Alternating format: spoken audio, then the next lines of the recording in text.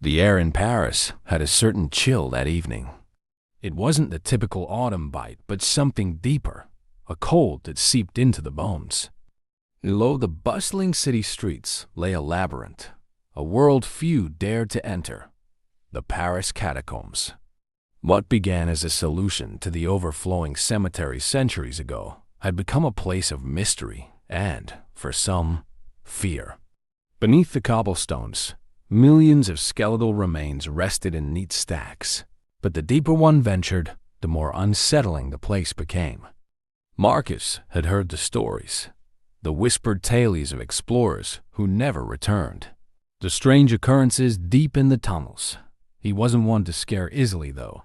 He had seen his fair share of strange things while exploring abandoned buildings around Europe, and nothing had ever truly unnerved him.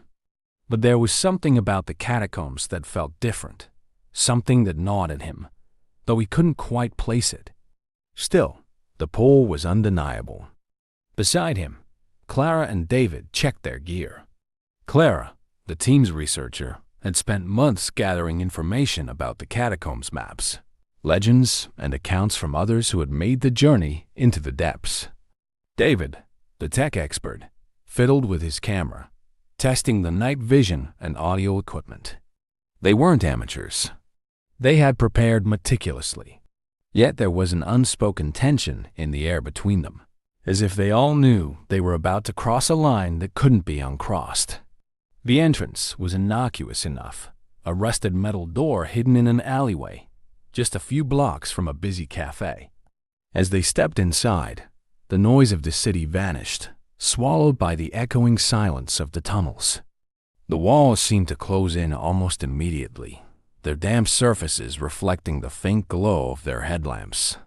The narrow passage was just wide enough for them to walk single file, forcing them into a line that felt unnervingly vulnerable. As they descended, the air grew thicker, cooler. The city above faded further with every step, replaced by the oppressive weight of the earth pressing down on them. The first few chambers were filled with neatly stacked bones, arranged in patterns that were almost artistic. It was strange, standing among the dead like this, but it didn't feel threatening. Not yet. Clara moved ahead, her eyes scanning the walls, searching for markings she had read about. "This is where most tourists stop," she said, her voice barely above a whisper, as though speaking too loudly might disturb something. "They never go deeper than this." Marcus nodded, glancing at the map she had provided. It was old, drawn by someone who had ventured far beyond the usual paths. "We're not tourists," he muttered. They had a destination, a section of the catacombs rumored to be unexplored, untouched by modern visitors. Clara had uncovered references to it in obscure historical texts, vague mentions of chambers hidden beneath the known pathways. And it was this curiosity, this need to uncover the unknown, that had driven them to take on this dangerous journey. They pressed on, the tunnels becoming narrower, more uneven. The neat rows of bones disappeared, replaced by jagged rock and crumbling mortar. Here, the tunnels were less maintained. The passageways, feeling more like nature, had slowly begun to reclaim them. The further they walked, the quieter it became. Their footsteps seemed to echo too loudly, as though they were disturbing a silence that had existed for centuries. The deeper they went, the more unsettling it became. At first, it was subtle, the faint sound of dripping water, the occasional shift of loose stones beneath their feet. But soon, Clara began to slow her pace. "Did you hear that?" she asked, stopping abruptly. Marcus and David froze. "Hear what?" Marcus asked, his voice low. Clara turned, her expression difficult to read in the dim light. "I thought I heard footsteps." Marcus smirked. "Probably our own echoing. These tunnels can play tricks on you." But David shook his head. "No, it wasn't an echo," he said, his voice edged with concern. "It was behind us." They stood there for a moment, listening. The silence was deafening now, pressing in on them like the walls themselves were alive, waiting for something. Marcus brushed it off, urging them forward. Let's keep moving. We've got a long way to go. They continued deeper, the tension growing thicker with every step. The air felt heavier, harder to breathe, as if the tunnels themselves were trying to warn them to turn back. Clara kept glancing over her shoulder, her unease infectious. Even Marcus found himself gripping the flashlight a little tighter, his confidence beginning to waver. They had prepared for physical dangers, getting lost, cave-ins, or dehydration, but none of them had considered that something else might be down here with them. Hours seemed to blur together. The tunnels twisted and branched in ways the map hadn't shown, and soon Marcus realized they were off course. They stopped in a larger chamber to recalibrate. The walls were damp, and the floor was uneven, covered with debris from a long-forgotten collapse. David fiddled with the camera again, his hand shaking slightly. "I'm not getting a signal anymore," he muttered. Clara knelt by the wall, tracing a faded symbol with her fingers. "This shouldn't be here," she whispered. "This wasn't in any of the records I found." Marcus crouched beside her, shining his light on the symbol. It looked ancient, worn down by time, but its shape was still discernible, something that resembled an eye, or perhaps a gate. Whatever it was, it didn't belong here. He stood up, his pulse quickening. "Let's move. We need to get back on track." They pressed on, but the further they walked, the stranger things became. The tunnels seemed to shift, the air growing colder. At one point, Marcus stopped abruptly, staring into the darkness ahead. "Do you see that?" he whispered. Clara and David turned to where he was pointing, their lights sweeping across the tunnel. For a brief moment, something flickered, a shadow that didn't belong to any of them, moving swiftly out of sight. David cursed under his breath. "We're not alone down here." No one spoke after that. The silence became suffocating, punctuated only by the sound of their own breathing and the occasional drip of water from the ceiling. They were far from where they had started now, deeper than any of them had intended to go. And in the distance, faint but undeniable, came the sound of footsteps. Not their own. The sound of footsteps echoed unnervingly through the tunnel, growing fainter and fainter, as if retreating into the very walls. The group stood frozen for a moment, not daring to speak, not even daring to breathe too loudly. It wasn't just the footsteps, it was the way they reverberated in the silence. Too distinct, too deliberate to be explained away by their own movements. There was something else down here. Marcus was the first to move, shining his flashlight toward the source of the sound. Nothing. Just an endless tunnel stretching into the dark, winding ahead like the throat of a sleeping beast. He felt a knot tighten in his stomach, but he couldn't let it show. "We need to keep moving," he said, his voice steadier than he felt. "If we stop now, we'll lose our bearings for good." David swallowed hard, but nodded, clutching his camera a little tighter. Clara hesitated, her eyes fixed on the shadows ahead, but she didn't argue. She knew as well as they all did that staying in one place down here was worse than moving forward, no matter what lay ahead. The group pressed on, but the sense of unease clung to them like a second skin. The further they went, the more the tunnels seemed to warp around them. The once familiar patterns of stacked bones and skeletal remains gave way to something more chaotic. Here, the walls seemed to twist unnaturally, the bones no longer arranged with care, but strewn haphazardly, as if thrown together by some unseen force. It was as though the catacombs themselves were rejecting their presence. As they walked, Clara found herself falling behind, her mind lost in the labyrinth of tunnels and flickering shadows. She kept hearing whispers, not the sound of voices, but something softer, more insidious, like the distant rustling of leaves or the fluttering of wings. She shook her head, trying to clear it. Focus. She had to focus. David, too, was struggling to maintain his composure. The camera felt heavier in his hands, and the tunnel seemed to press in on him, narrowing with every step. His breathing grew shallow, and he felt the unmistakable weight of being watched. It wasn't the darkness or the isolation that unnerved him. It was the sense that whatever was down here with them wasn't a lost soul or a forgotten spirit. It was something darker, something that had been waiting. They stopped at a crossroads where the tunnel branched in two different directions, both leading into yawning blackness. Clara unrolled the map and studied it in the beam of her headlamp. Her fingers trembled slightly as she traced their route. "We should be close to the chamber I found in the old records," she whispered, though her voice held little conviction. "If we keep to the left." Marcus nodded, glancing down the left tunnel.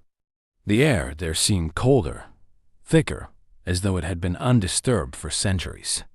"Then that's where we'll go." But as they turned to make their way down the left tunnel, a sudden gust of wind swept through the corridor, an impossible thing. There was no breeze this deep underground.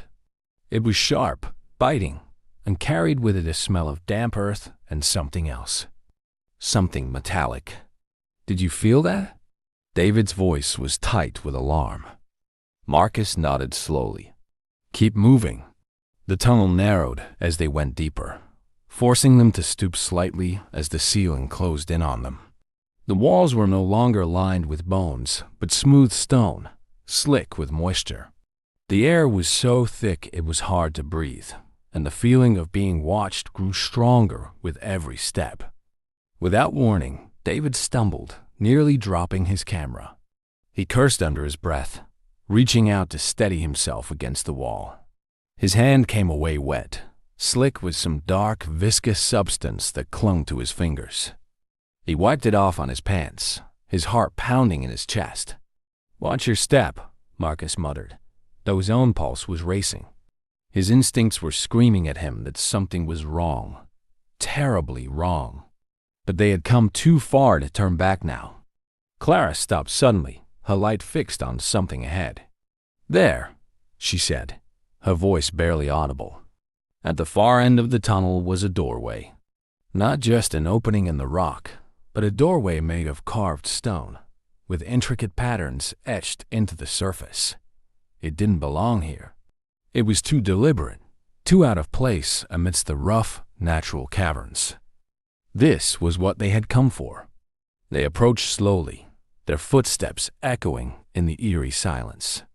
The doorway loomed over them, imposing and ancient, as if it had been waiting for centuries to be discovered. Clara ran her hand over the carvings, her fingers tracing the strange symbols. She couldn't make sense of them. None of the research she had done had mentioned anything like this. It was as though they had stumbled upon something far older than the catacombs themselves. Marcus shone his light into the chamber beyond, but the beam barely penetrated the darkness. The room was vast, the ceiling lost in shadow, and the walls lined with what looked like more bones. But these were different, arranged in chaotic patterns, spiraling upward like some twisted art installation. The sight sent a shiver down his spine. Clara stepped through the doorway, her eyes wide with wonder and fear. David followed, his camera capturing everything, though his hands were shaking. Marcus hesitated for a moment, the weight of the decision pressing down on him. He could feel it now, the malevolent presence that lurked just beyond the edge of the light. It wasn't a ghost or a spirit. It was something far worse. They had crossed a threshold. Whatever had been following them, whatever had been watching from the shadows, was no longer content to remain hidden. As they stepped into the chamber, the temperature plummeted, and the air grew impossibly thick. Marcus felt a sharp pain in his chest, like a hand squeezing his heart. He gasped, struggling to catch his breath. Then, all at once, the lights went out. Complete darkness swallowed them, thicker than any night they had ever known. The only sound was their own breathing, ragged and panicked. Marcus fumbled for his flashlight, but when he turned it on, it barely flickered, casting only a dim, sputtering light. Clara's headlamp was the same, its glow weak and failing. "Something's wrong with the gear," David whispered, his voice shaking. But before Marcus could respond, the darkness seemed to shift. Shapes moved in the shadows, just beyond the reach of their failing lights. A soft whisper echoed through the chamber, a voice, ancient and unintelligible, yet somehow familiar. It sent a chill down Marcus's spine. Then came the footsteps again. Slow, deliberate, closer. They weren't alone anymore. The footsteps echoed through the suffocating darkness, each slow, deliberate step sending a wave of dread through Marcus, Clara, and David. They were frozen, unable to speak, barely able to breathe as their eyes strained against the blackness. The lights from their flashlights and headlamps flickered weakly, casting only brief, sputtering glows as if the very air around them was devouring the light. Marcus clenched his fist tightly around the flashlight, his knuckles white. He wasn't one to panic, but the oppressive atmosphere in the chamber was suffocating. The walls felt as though they were closing in, and the footsteps, they weren't random. Whatever was making them was coming closer, with intent. "Do you hear that?" David's voice was barely a whisper, laced with fear. His camera hung limply at his side, forgotten for the moment. "It's right behind us." Clara didn't respond. Her breathing was shallow, her eyes wide, darting from side to side as though she could catch a glimpse of the unseen figure in the dark. But there was nothing, only shifting shadows and that terrible, slow rhythm of steps. Then, as abruptly as they had started, the footsteps stopped. Silence pressed down on them, thicker and heavier than before. The chamber was impossibly still, the weight of centuries of secrets hanging in the air. Marcus' mind raced. Whatever was following them, it was watching now, waiting. "We have to keep moving," Marcus said, his voice tight with tension. He pointed the dim beam of his flashlight toward the far end of the chamber, where the walls seemed to curve into yet another tunnel. They hadn't come all this way to turn back now, not when they were so close to uncovering whatever lay hidden in the depths of the catacombs. Clara shook her head, but her legs moved almost mechanically, carrying her forward as though something else had taken hold of her. Marcus and David followed closely behind, their steps quiet, cautious. The tunnel ahead was narrow, the walls slick with moisture and covered in patches of crumbling stone. The air smelled of damp earth and something else, something metallic and old. The deeper they went, the more disorienting the tunnel became. It twisted and turned in ways that didn't match the map Clara had studied so carefully. The walls seemed to shift, the ground uneven beneath their feet, as if the very structure of the catacombs was shifting around them, trapping them in a maze with no way out. David was the first to stumble. His foot caught on something, sending him crashing to the ground with a sharp grunt. "What the ma?" Marcus hurried to help him up, shining his light on the ground. Beneath David's foot lay a pile of bones, but these were different from the ones they had passed earlier. These weren't neatly arranged in the haunting displays the catacombs were known for. They were scattered, broken, as though something had disturbed them recently. David winced as he stood, brushing himself off. "This place is falling apart," he muttered, but his voice lacked its usual confidence. He glanced at the bones again, unease flickering in his eyes. "We need to get out of here," Clara said suddenly, her voice cracking. She looked back down the tunnel they had just come from, but the darkness was impenetrable now, as though the path behind them had simply disappeared. "This isn't right. None of this is right." Marcus agreed, though he didn't say it out loud. He couldn't let panic set in. "We're too far in. Let's find the next chamber," he said, forcing a calm he didn't feel. "Maybe we missed something." Clara didn't argue, but the fear in her eyes was unmistakable. They pressed on, moving faster now, as though the very walls were chasing them. The tunnel seemed to go on forever, the flickering light of their flashlights casting long, distorted shadows that twisted unnaturally against the stone. It was as if the catacombs themselves were alive, watching their every move. Then, up ahead, the tunnel opened into another chamber. But this one was different from the others. The walls were covered in strange carvings, symbols etched into the stone in patterns that Marcus couldn't recognize. They weren't like the historical markings or graffiti they had seen earlier. These were older, more deliberate, almost ritualistic. In the center of the chamber stood a stone altar, cracked and worn with age, surrounded by scattered bones and relics that had been untouched for centuries. Clara stepped forward, her eyes locked on the carvings. "This is it," she whispered, her voice trembling with a mix of awe and terror. "This is what I was looking for." The air in the chamber was cold, colder than it had been in the tunnels, and it carried a sense of foreboding that settled deep in Marcus' chest. The hairs on the back of his neck stood on end, and a creeping feeling of dread washed over him. Something was wrong. David raised his camera, but the moment he did, the lens cracked with a sharp snap. He cursed, lowering it quickly. "What the?"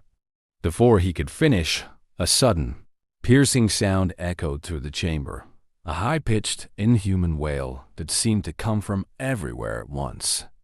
The sound cut through them like a knife, making Marcus' skin crawl. "What is that?" Clara gasped, stepping back toward Marcus. Her face was pale, her eyes wide with fear. Marcus couldn't answer. His heart raced in his chest as the wail grew louder, more deafening, until it became impossible to think. The sound wasn't coming from anything visible. There was no source, no explanation. It was as though the walls themselves were screaming, the catacombs finally revealing the horror that lay within them. "We have to go. Now!" Marcus shouted, grabbing Clara's arm and pulling her toward the tunnel they had just come from. But as they turned, they saw it. A figure, barely visible in the flickering light of their failing flashlights, stood at the far end of the chamber. It wasn't human, not anymore. Its form was twisted, shadowy, as though it was part of the darkness itself. Its eyes, if they could be called that, gleamed faintly, reflecting the light like some predatory animal. It didn't move, but the pressure in the air around them grew heavier, suffocating. The wail faded, replaced by the sound of ragged breathing close, too close. Marcus took a step back, his body trembling with fear he hadn't felt in years. His mind screamed for him to run, but his feet wouldn't move. Clara was paralyzed beside him, staring in horror at the figure as it slowly, impossibly, began to dissolve into the darkness. Then, in the blink of an eye, it was gone. The silence that followed was worse than the noise had been. It was as though the world itself had stopped. Marcus felt the weight lift from his chest, but the terror remained. What was that? David's voice was a hoarse whisper, barely audible. "We need to leave," Clara said, her voice shaking as she took another step back. "Now." Marcus didn't argue. He knew, deep down, that whatever they had seen wasn't going to let them leave easily. Without another word, they turned and fled back into the tunnel, the chamber behind them disappearing into the blackness as quickly as it had appeared. And somewhere in the distance, the footsteps began again. The footsteps were relentless now, growing louder with every passing second, their cadence erratic yet purposeful. It was no longer the slow, measured rhythm they had heard before. It was faster, more urgent, as though whatever was chasing them was no longer content to watch from the shadows. Marcus led the way, his breathing ragged as they hurtled through the twisting tunnels. The cold, damp air burned in his lungs, and every step seemed to drive him deeper into the maze of bones and stone. Clara was just behind him, her hand gripping his arm as they ran, her wide eyes darting between the darkness ahead and the tunnel behind them, where the faint echoes of footsteps kept pace. David lagged slightly, the camera now forgotten in his desperate attempt to keep up. "We're going in circles." Clara's voice was a ragged gasp as they turned another corner, only to find a wall of skulls that looked far too familiar. She stumbled, nearly falling, but Marcus caught her by the arm and pulled her along. The map she'd been so careful to study was useless now. None of the paths made sense. Every tunnel they took seemed to lead them right back to where they had started, the twisted layout of the catacombs warping around them. Marcus didn't respond. He knew she was right, but the fear clawing at the back of his mind told him one thing: stopping was worse. They couldn't stop, not with whatever it was so close behind. David stumbled again, his breath coming in sharp, shallow gasps. "We can't keep this up. We'll get lost for good," he panted. But even as he spoke, he knew they were already lost. The sound of the footsteps behind them grew louder, closer, now accompanied by something else. It wasn't a voice, not exactly. It was more like a low, guttural murmur, barely audible beneath the pounding of their hearts. The words, if they were words at all, were in a language none of them could understand, but the malevolence in the sound was unmistakable. It seemed to wrap around them, pulling at their sanity with invisible claws. "We have to find another way out." Marcus's voice cracked with desperation as they turned another corner, plunging deeper into the catacombs. His flashlight flickered again, the weak beam barely cutting through the oppressive darkness. He felt as though the air itself was turning against them, thickening around them, making every breath a struggle. Suddenly, Clara yanked on his arm, pulling him toward a narrow opening in the wall that they had almost passed. "Here!" she cried, her voice tight with fear. Without waiting for a response, she ducked through the opening, squeezing her way into a narrow side tunnel. Marcus followed, his shoulders brushing against the rough stone walls as he wedged himself into the passage. David was close behind, his flashlight bouncing wildly as he squeezed through the tight space. The tunnel was cramped and uneven, forcing them to hunch over as they moved, but the sound of the footsteps behind them faded slightly, muffled by the narrow walls. Marcus let out a shaky breath, but he knew better than to believe they were safe. Not yet. As they made their way through the tunnel, Clara slowed, her breathing heavy and erratic. "This isn't right," she muttered, her voice barely above a whisper. "None of this is right. It's like the catacombs are alive. They're changing." Marcus glanced at her, his brow furrowed in confusion, but he didn't have the energy to argue. The thought had crossed his mind more than once, the way the tunnels seemed to twist and turn, leading them back to where they started, as though they were being toyed with by some unseen force. But he couldn't let himself believe that. There had to be a way out. There had to be. The tunnel abruptly opened into another chamber, much smaller than the others they had seen, but still lined with bones. These bones, however, were different. They were piled haphazardly in the center of the room, not arranged in the careful patterns they had come to expect. The sight was disturbing, as though someone or something had been here recently, rifling through the remains. Clara stepped forward cautiously, her flashlight beam sweeping across the room. "What is this place?" she whispered, but there was no answer. David, his face pale and glistening with sweat, leaned against the wall, trying to catch his breath. "I don't care what it is," he muttered. "We need to keep moving." But before any of them could take another step, the murmuring sound returned, this time louder, more distinct. It was coming from somewhere deep within the catacombs, echoing off the walls, but it was impossible to tell from which direction. The words were still unintelligible, but the feeling they evoked was clear. Whatever was speaking was angry, furious. Then, without warning, the pile of bones in the center of the chamber shifted. Clara gasped, stumbling back as the bones began to move, slowly at first, as though being pushed by some unseen force. But then they moved faster, rattling and shifting, until they were swirling in a chaotic spiral.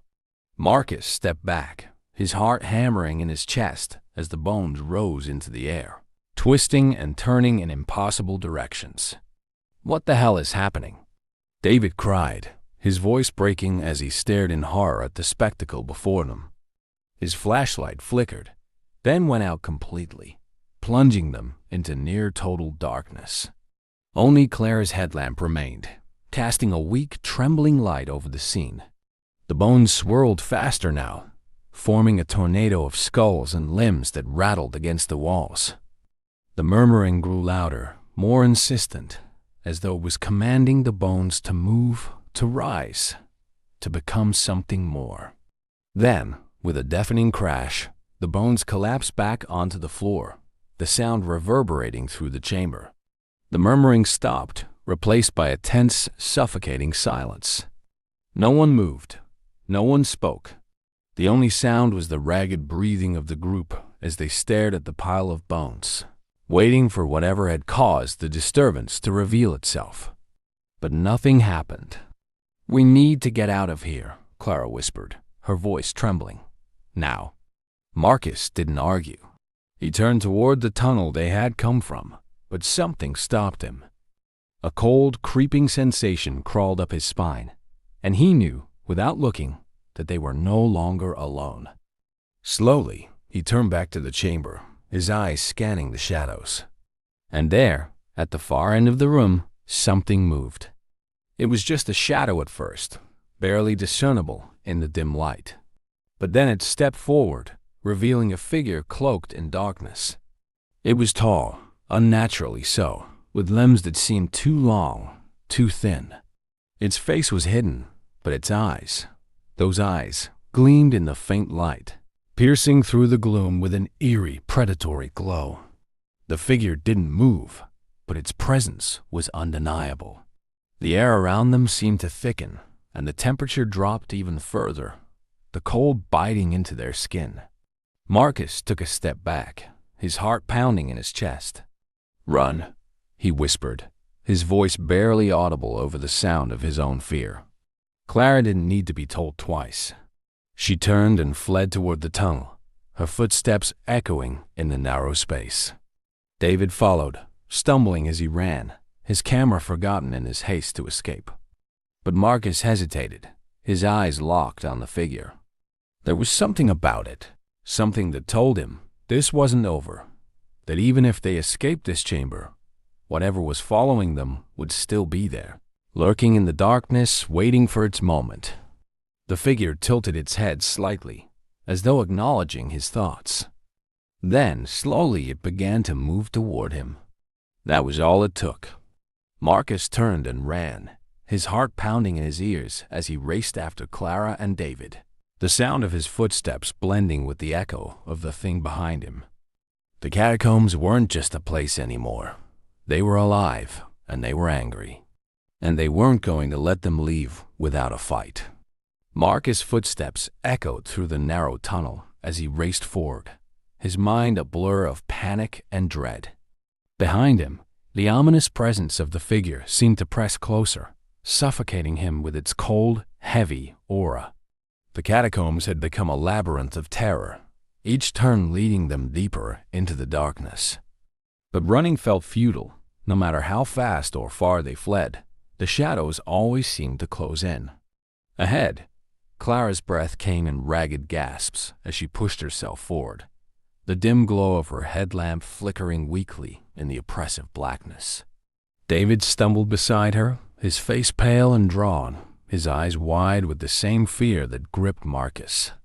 The catacombs were no longer just a maze of bones and stone. They were something far more sinister, a force that had twisted reality into a living nightmare. "We can't keep going like this," David cried, his voice breaking through the deafening silence of the tunnels. "It's like we're running in circles." Marcus knew he was right.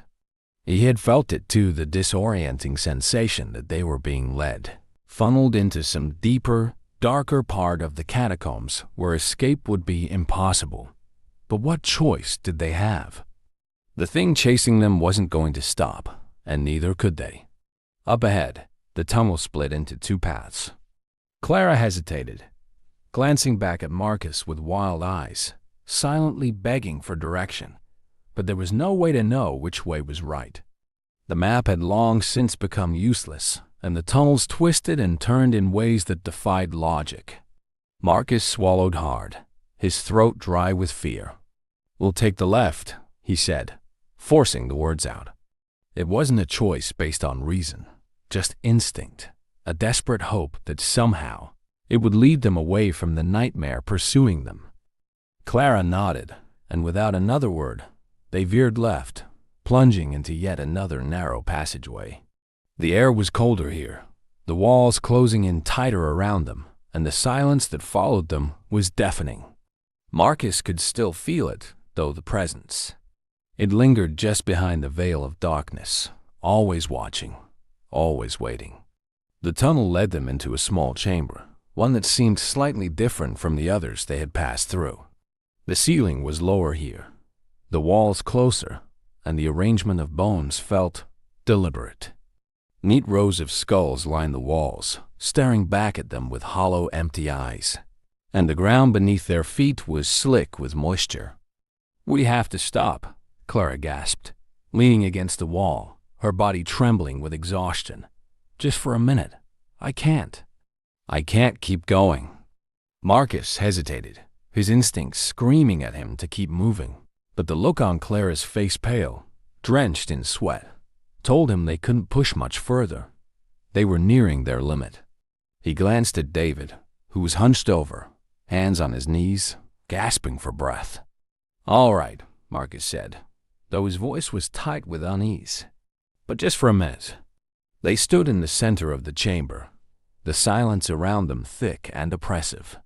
Marcus' flashlight flickered weakly, and he hit it against his palm, trying to coax more life from the failing batteries.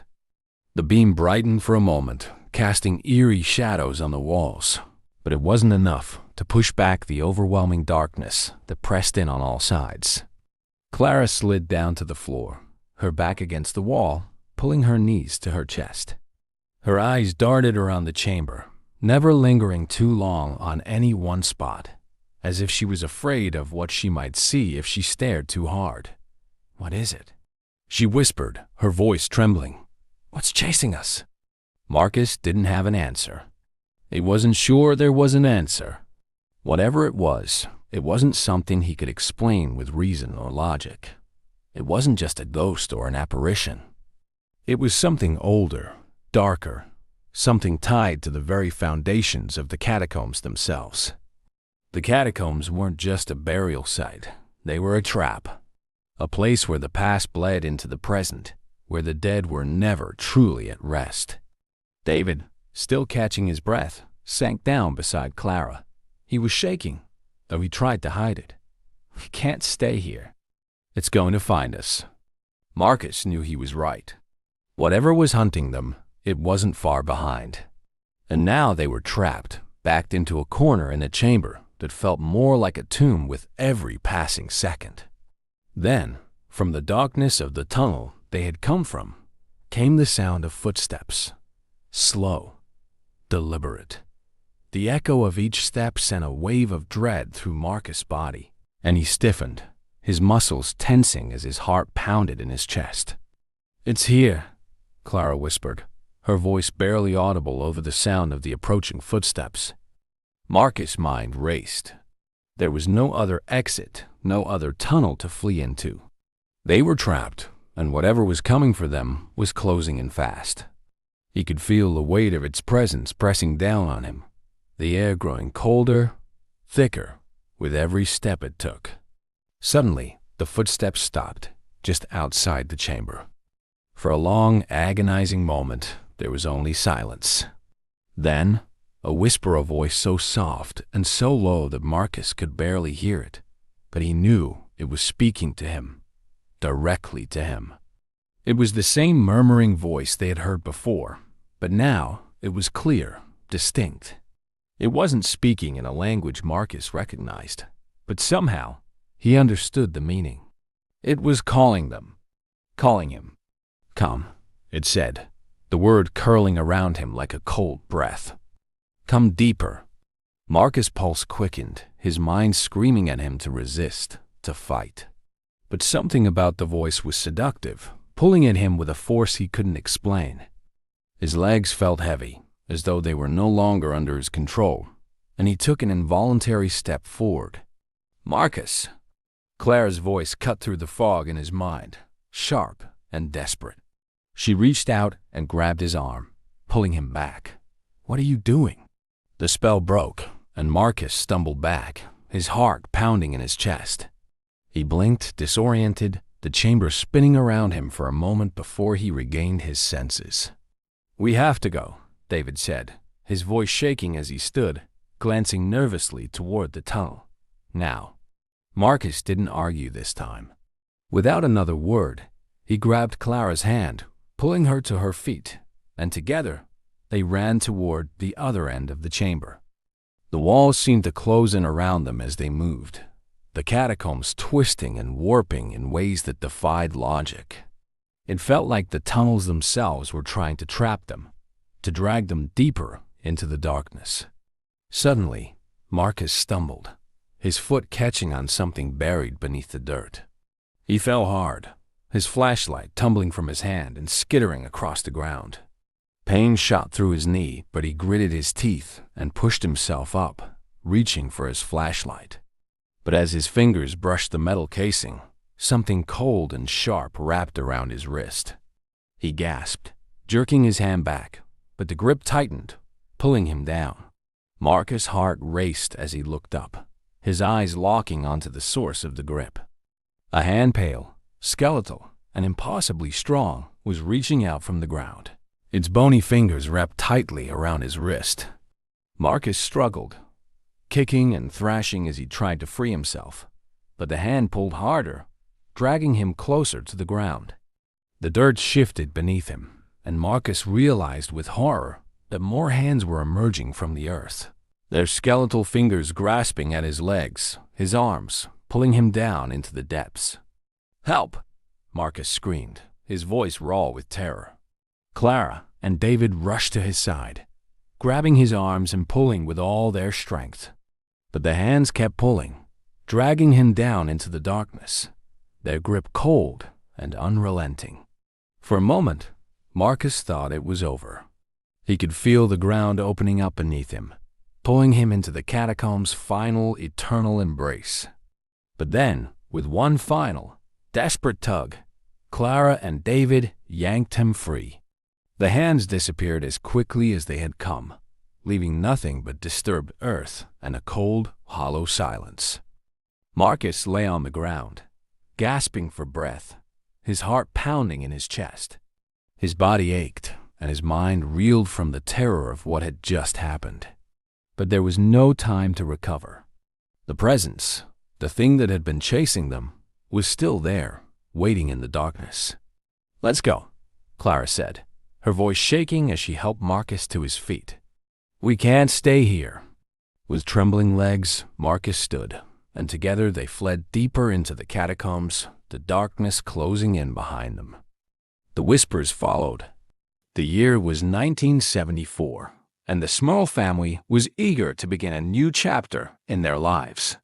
Jack and Janet Smurl, along with their young daughters, Dawn and Heather, were moving into a quiet neighborhood in West Pittston, Pennsylvania. They were an ordinary family, working class, looking forward to creating a peaceful life together. Their new home, a duplex, was modest but felt like a fresh start. It was the kind of house where Jack could imagine their kids growing up, safe and sound. Little did they know that it would become the setting for a nightmare that would challenge their understanding of reality.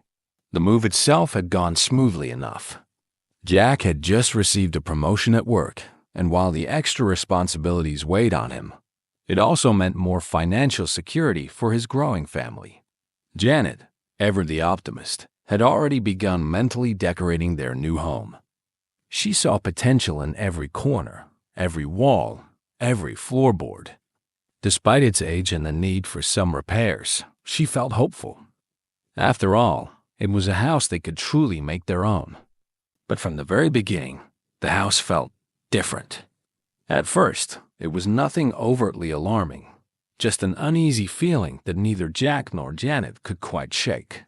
The air inside the house always seemed cooler than it should have been, especially in the upstairs rooms.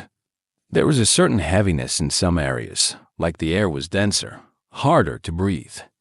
Janet would sometimes feel as though she was being watched, but when she turned around, there was no one there.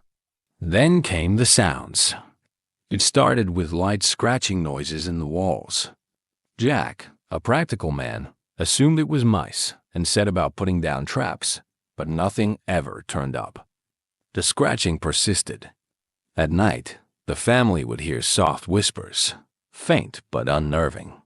Sometimes the voices seemed to come from the attic, but when Jack went to check, he found nothing but old insulation and dust.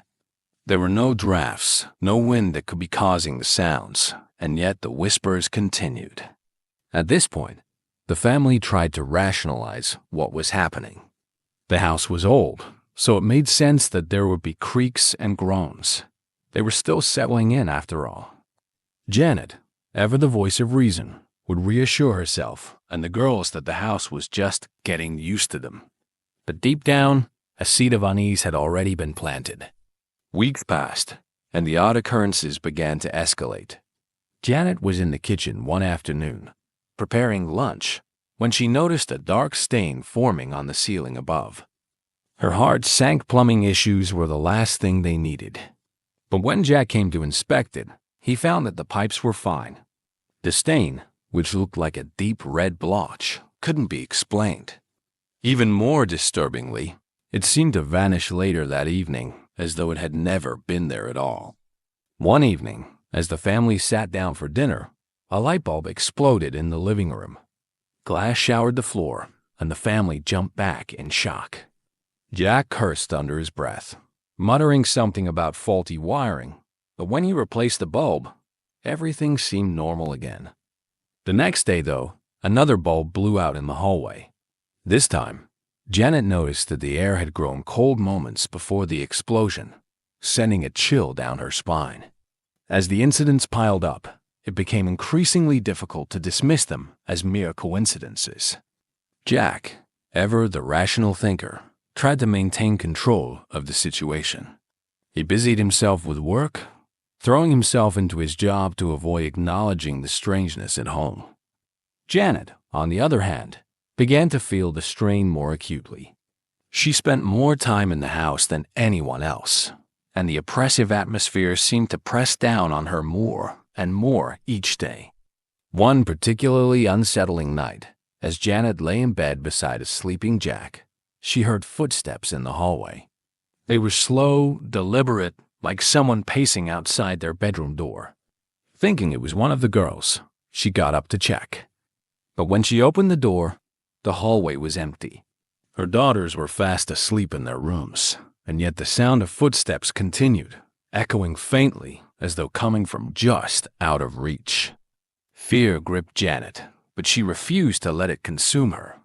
She told herself it was her imagination, maybe just the house settling. But deep down, she knew something was terribly wrong. She could feel it in her bones. The house wasn't just old. It was something else entirely. And whatever was there, it wasn't friendly. The children, too, began to notice strange things. Dawn, the eldest, mentioned seeing shadows moving in her room at night, though there were no trees or passing cars that could account for them.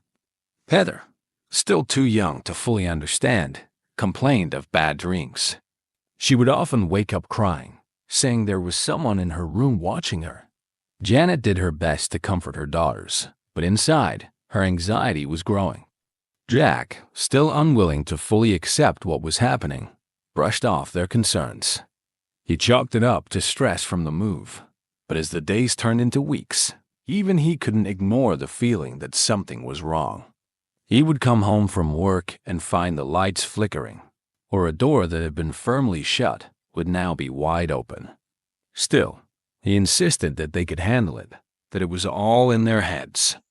But one night, something happened that shattered Jack's skepticism. As he and Janet were watching television in the living room, a foul, rotten stench filled the air. It was so overpowering that it made them gag. Jack leaped up, convinced there was a dead animal trapped somewhere in the house. But after searching every inch of the room, he found nothing. The smell lingered for hours, then disappeared just as suddenly as it had arrived. From that moment on, Jack could no longer deny that something was terribly, horribly wrong with their new home. The once warm promise of a fresh start had been overshadowed by a creeping darkness, something neither of them could explain but both could feel. The house, which had once represented hope and security, was now a source of fear and uncertainty. And as the days passed, the Smurls began to realize that whatever was happening wasn't going to stop. It was only just beginning. As the chapter closes, the family's unease is palpable. They are trapped between denial and dread, unwilling to admit what they all now suspect. They were not alone in that house. Something unseen and malevolent had taken root, and it was growing stronger with each passing day. This would be the beginning of their long, harrowing battle against an evil they could neither see nor understand. As the weeks turned into months, the small family's sense of unease morphed into outright fear. What had begun as strange sounds and fleeting shadows became impossible to ignore. The malevolent presence in their home was growing stronger, and with it, the intensity of the disturbances. The first sign that things had taken a darker turn came one afternoon when Janet was alone in the house. She had just put Heather down for a nap and was folding laundry in the bedroom when the sound of heavy footsteps echoed down the hallway. Her heart quickened. Jack wasn't due home from work for hours, and the children were asleep. She tried to stay calm, convincing herself that it was just her mind playing tricks on her. But the sound persisted, growing louder and more deliberate, as though someone or something was pacing just outside her door. With shaky hands, Janet crept to the hallway, half expecting to see one of the girls out of bed. But the hallway was empty, and the air was thick with that now familiar chill. She stood there, frozen, as the footsteps seemed to move through the house. They thudded across the ceiling, down the stairs, and into the kitchen. Janet's breath caught in her throat. There was no explanation for it. It felt as though an invisible intruder was making its way through their home, indifferent to her presence, but undeniably there. When Jack came home later that evening, Janet recounted the events, her voice trembling with fear. But Jack, still clinging to the hope that all of this had a rational explanation, downplayed her concerns. "Old houses make noise," he said, though he knew in his heart that this was no ordinary creak or groan of aging wood. That night, the family was jolted awake by a series of violent bangs. It sounded like someone was slamming doors all throughout the house. Jack leaped out of bed, rushing down the hallway to check on the girls. They were huddled together in Dawn's room, their eyes wide with terror. Dawn insisted that she had seen a dark figure standing at the foot of her bed just moments before the noises began. This time, Jack didn't have an answer. He checked the windows and doors, ensuring they were all locked, but nothing was out of place. The banging had stopped, leaving an oppressive silence in its wake. Janet stood in the hallway, clutching her robe tightly around her, feeling utterly helpless. Whatever was in their home was no longer content with being subtle. It was making its presence known. As the days passed, the activity in the house grew more physical. Objects began to move on their own. It started small. Janet would find the kitchen chairs out of place or the TV remote on the opposite side of the room. But soon, larger items were being tossed around as though by an invisible force. One afternoon, as Janet was preparing dinner, a heavy cabinet door swung open and slammed shut with such force that it cracked the wood. The noise startled her so badly that she dropped the knife she was holding, cutting her hand in the process. Blood dripped onto the countertop as she stood there, frozen in shock. The children, too, were affected. Dawn and Heather would often wake up in the middle of the night, screaming, insisting they had seen people in their rooms. Dawn spoke of a shadowy figure that seemed to follow her around the house, always just out of sight but unmistakably there. Heather, barely old enough to understand, became withdrawn, refusing to sleep in her room unless someone was with her. Even during the day, the girls were on edge, jumping at the slightest sound or movement. Jack tried to maintain a sense of control, but the strain was beginning to show. He started staying at work later, desperate to avoid the suffocating atmosphere of their home. But even at the office, he couldn't escape the feeling that something dark had latched onto his family. His co-workers noticed the change in him. His once easygoing demeanor had been replaced by exhaustion and irritability. It wasn't just the physical disturbances that weighed on them. The emotional toll of living in constant fear was taking its toll. Jack and Janet, who had once been a loving and supportive couple, now found themselves snapping at each other over the smallest things. Tension hung thick in the air, not just from the entity that haunted them, but from the cracks it was creating in their marriage. One night, as Jack sat in the living room trying to distract himself with the evening news, the smell returned, the same foul, rotting stench that had overwhelmed them before. It seeped into the room so suddenly and so intensely that he gagged. He rushed to open a window, but the smell clung to him, making the room feel even more suffocating. Janet, who had been upstairs putting the girls to bed, came downstairs with a look of horror on her face. "It's in their room, Jack," she whispered, her voice shaking. "I can feel it. It's watching them." Jack didn't want to believe it, but the fear in her eyes was undeniable. In the days that followed, things only got worse. One evening, as they sat down for dinner, a deep growling sound filled the air, seeming to come from the walls themselves. Jack and Janet froze, the girls crying in terror as the sound grew louder, more menacing. It felt as though the house itself was alive, a malevolent force surrounding them, closing in. For the first time, Jack found himself admitting the unthinkable. There was something in their house, something beyond their understanding.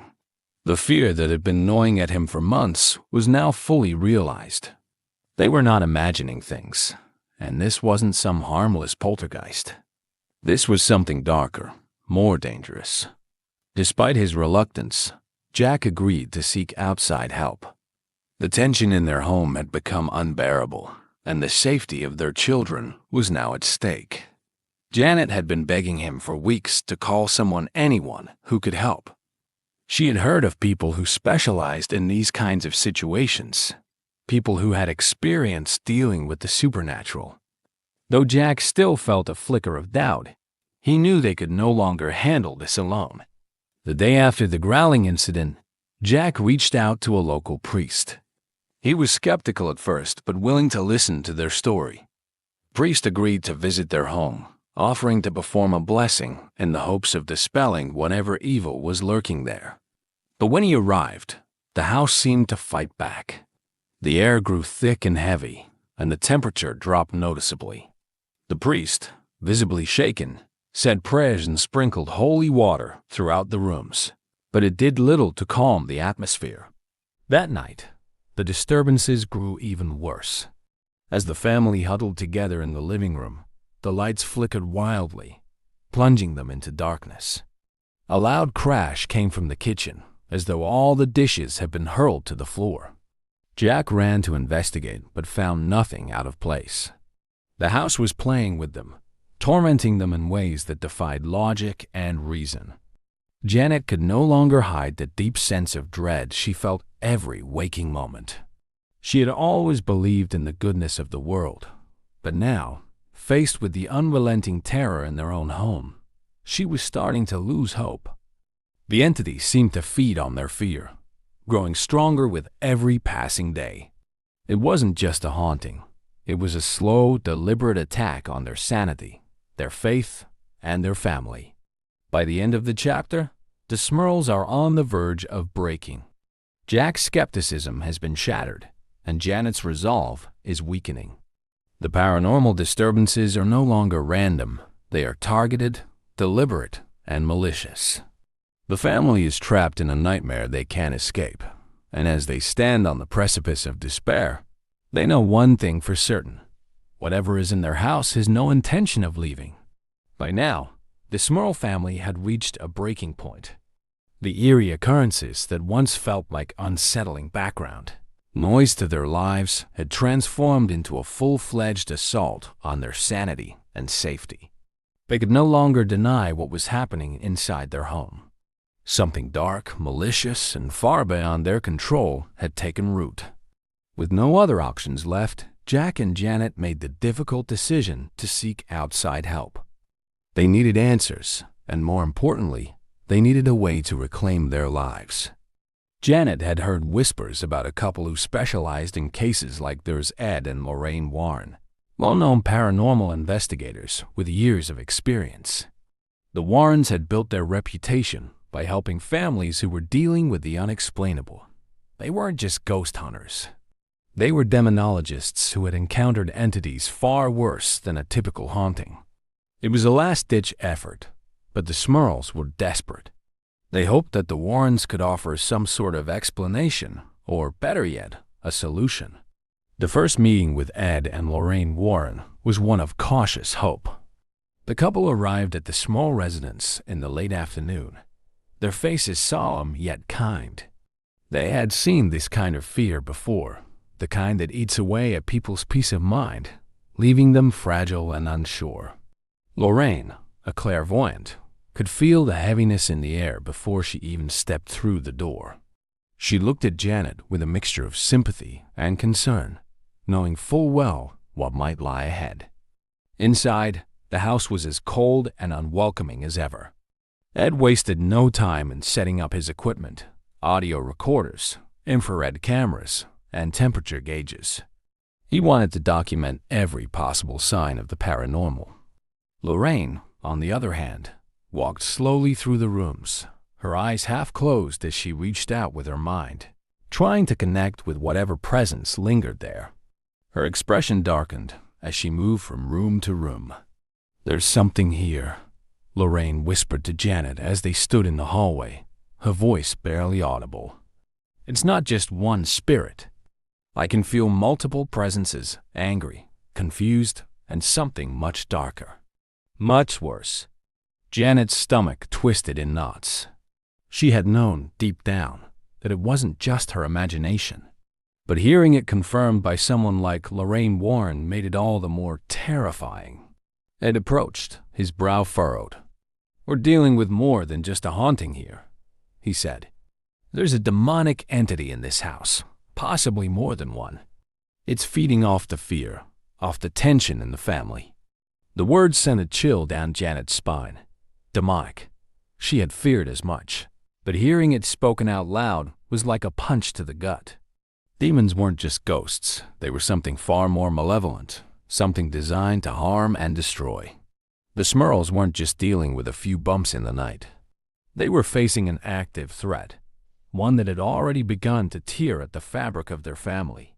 The Warrens explained that such entities often latched onto people, not just places. Demons could be drawn to negativity, emotional pain, conflict, or unresolved trauma. Jack and Janet couldn't help but think back to the struggles they had faced in recent years. Jack's difficult job, Janet's bouts of anxiety, the stress of raising young children. Had the house sensed their vulnerabilities and taken advantage? Ed suggested performing a spiritual cleansing of the home. It wouldn't be easy, he warned, and there was no guarantee that it would work right away.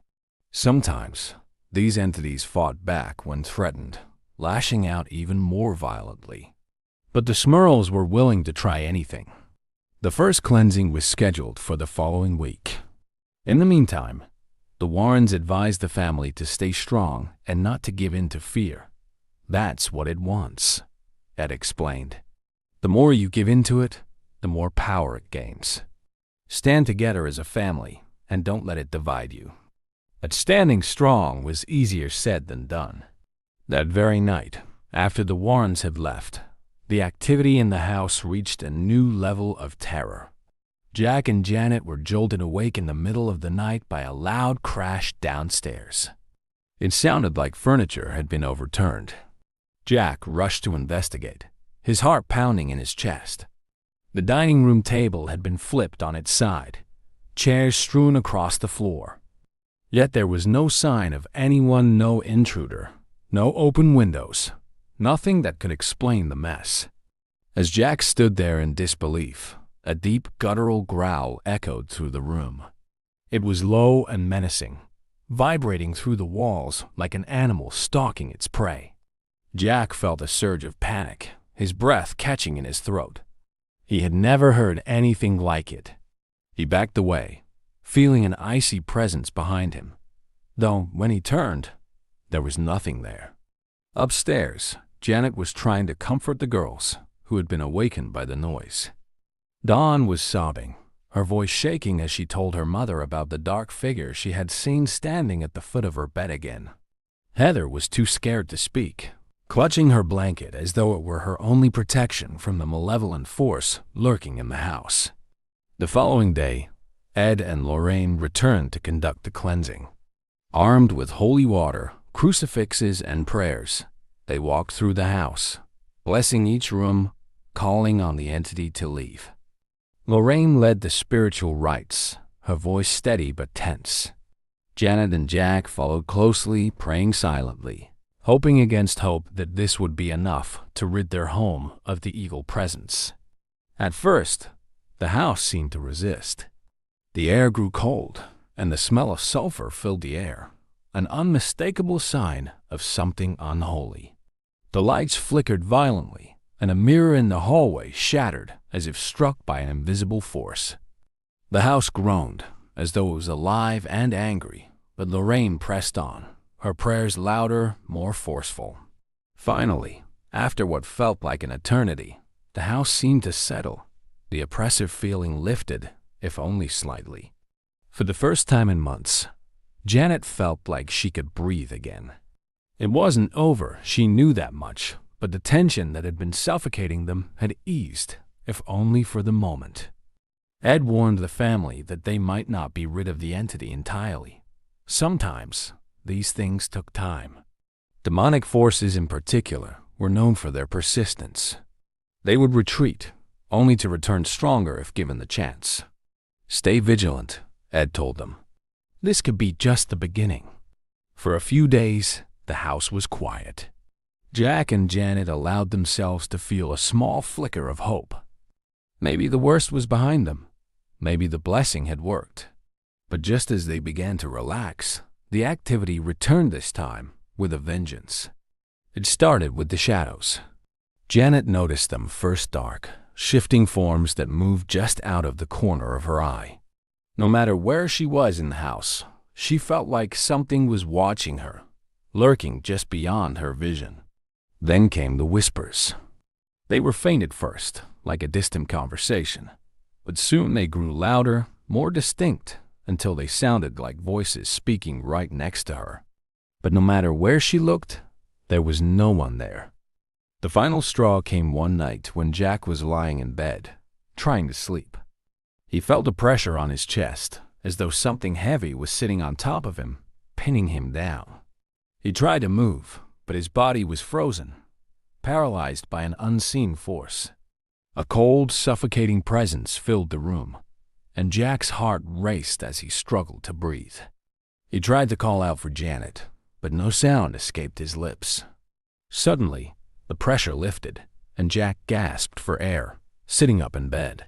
His body trembled, slick with sweat, and the fear in his eyes was unmistakable. Janet had seen enough. Whatever they were facing was beyond anything they could handle on their own. They needed more help, and they needed it fast. The Warrens, though willing to help, knew that they would need to call in reinforcements. This wasn't just a haunting. It was an all-out battle between good and evil, and the Smurls were caught in the crossfire.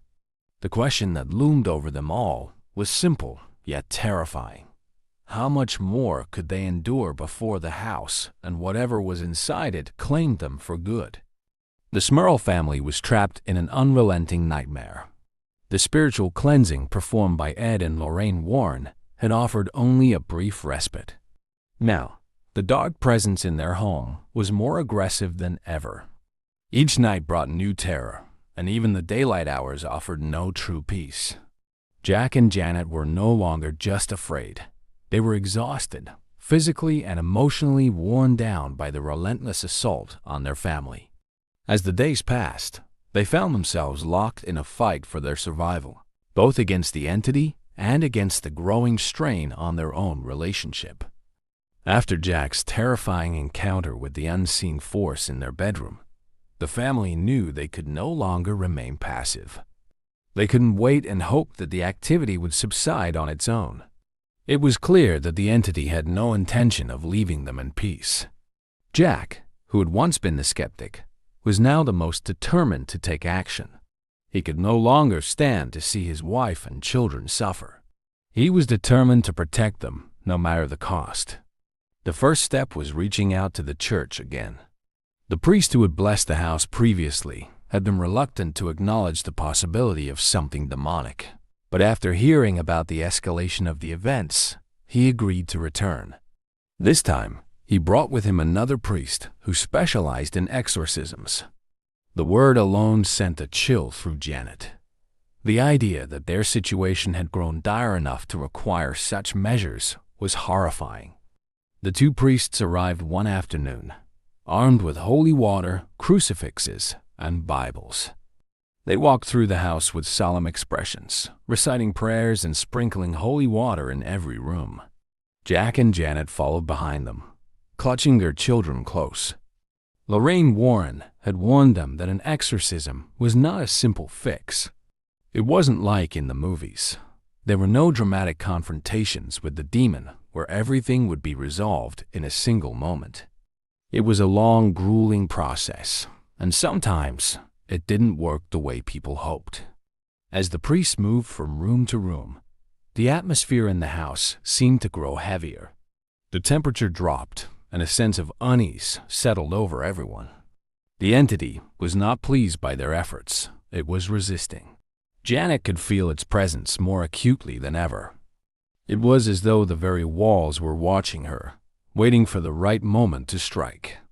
In the middle of the blessing, a loud crash echoed from upstairs. Everyone froze. It sounded as though something heavy had fallen, yet there had been no one upstairs. Jack and one of the priests rushed to investigate, only to find that the bedroom mirror had shattered, glass scattered across the floor.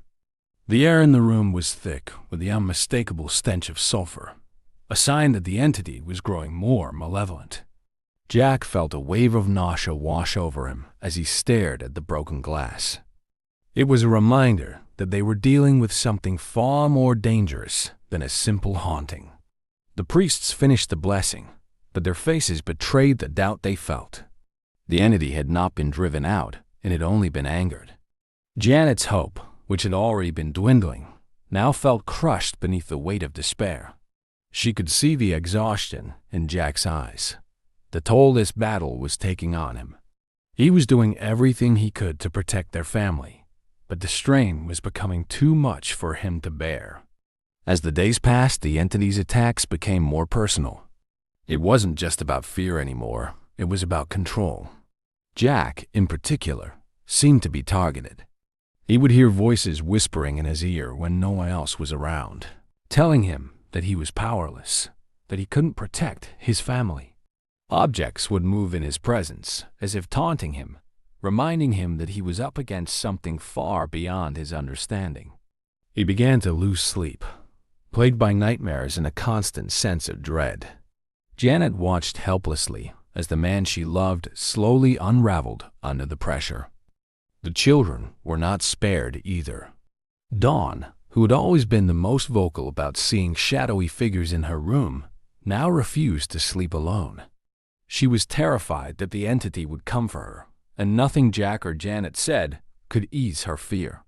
Heather, who had once been a carefree toddler, was now withdrawn, clinging to her mother's side at all times. The once happy family dynamic had been shattered, replaced by a constant undercurrent of tension and anxiety. One evening, as they sat in the living room trying to distract themselves with a movie, the lights suddenly flickered and went out. The room was plunged into darkness, and the air grew icy cold. Jack jumped up, grabbing a flashlight, but before he could turn it on, a low growling sound filled the room. It was the same sound they had heard before, deep, guttural, and undeniably evil. Janet's heart raced as she clutched Heather to her chest. She could feel the presence in the room, circling them as if toying with them. The growling grew louder, more menacing, and then, just as suddenly as it had started, it stopped. The lights flickered back on, and the room was silent once more. But the sense of dread remained, hanging over them like a dark cloud. Jack was at his breaking point. He had always been the rational one, the man who could fix things with his hands or his mind. But this was something he couldn't control. It was eating away at him, and he knew that if they didn't find a solution soon, it would destroy them. He had to do something, anything, to regain control of his life and his home. That night, as Jack lay awake in bed, unable to sleep, he made a decision. He would fight back. He wouldn't let this entity take everything from him. He began researching ways to defend against demonic forces, reading everything he could find about spiritual protection, exorcisms, and prayer. He reached out to anyone who might be able to help, from religious figures to paranormal experts. He refused to give up, even as the entity continued to wear him down.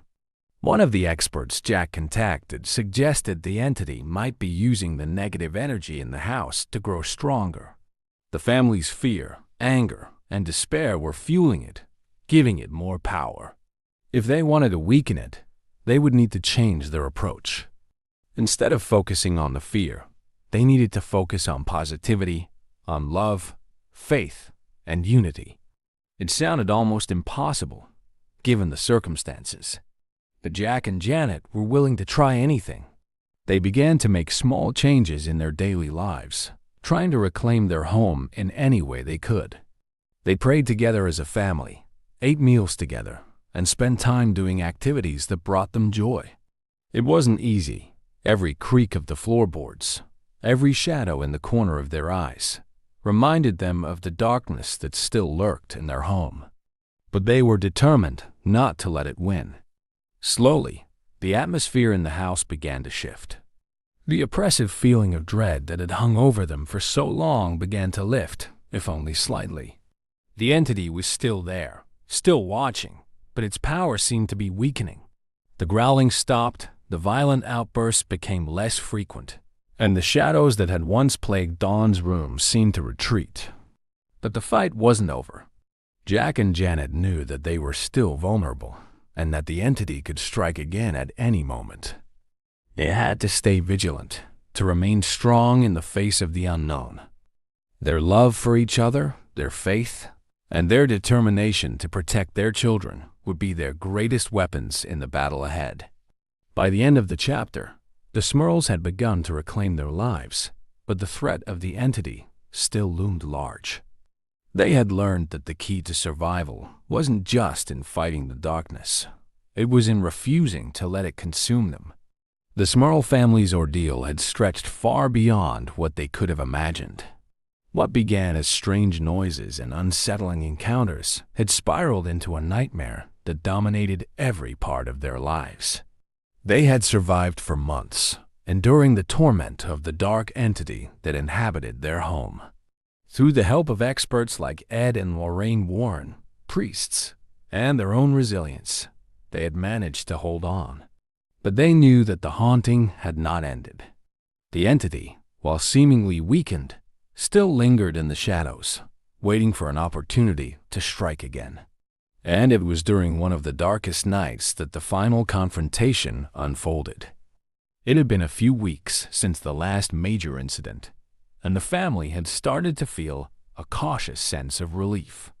Jack had continued his efforts to keep the negative energy at bay, focusing on family unity and positive reinforcement. Janet, too, had thrown herself into taking care of the girls, finding comfort in the small moments of normalcy they could still cling to. But the entity had merely been lying in wait, its attacks growing less frequent but more intense. That night, the house was eerily quiet, the kind of silence that felt heavy, almost tangible, as though the house itself was holding its breath.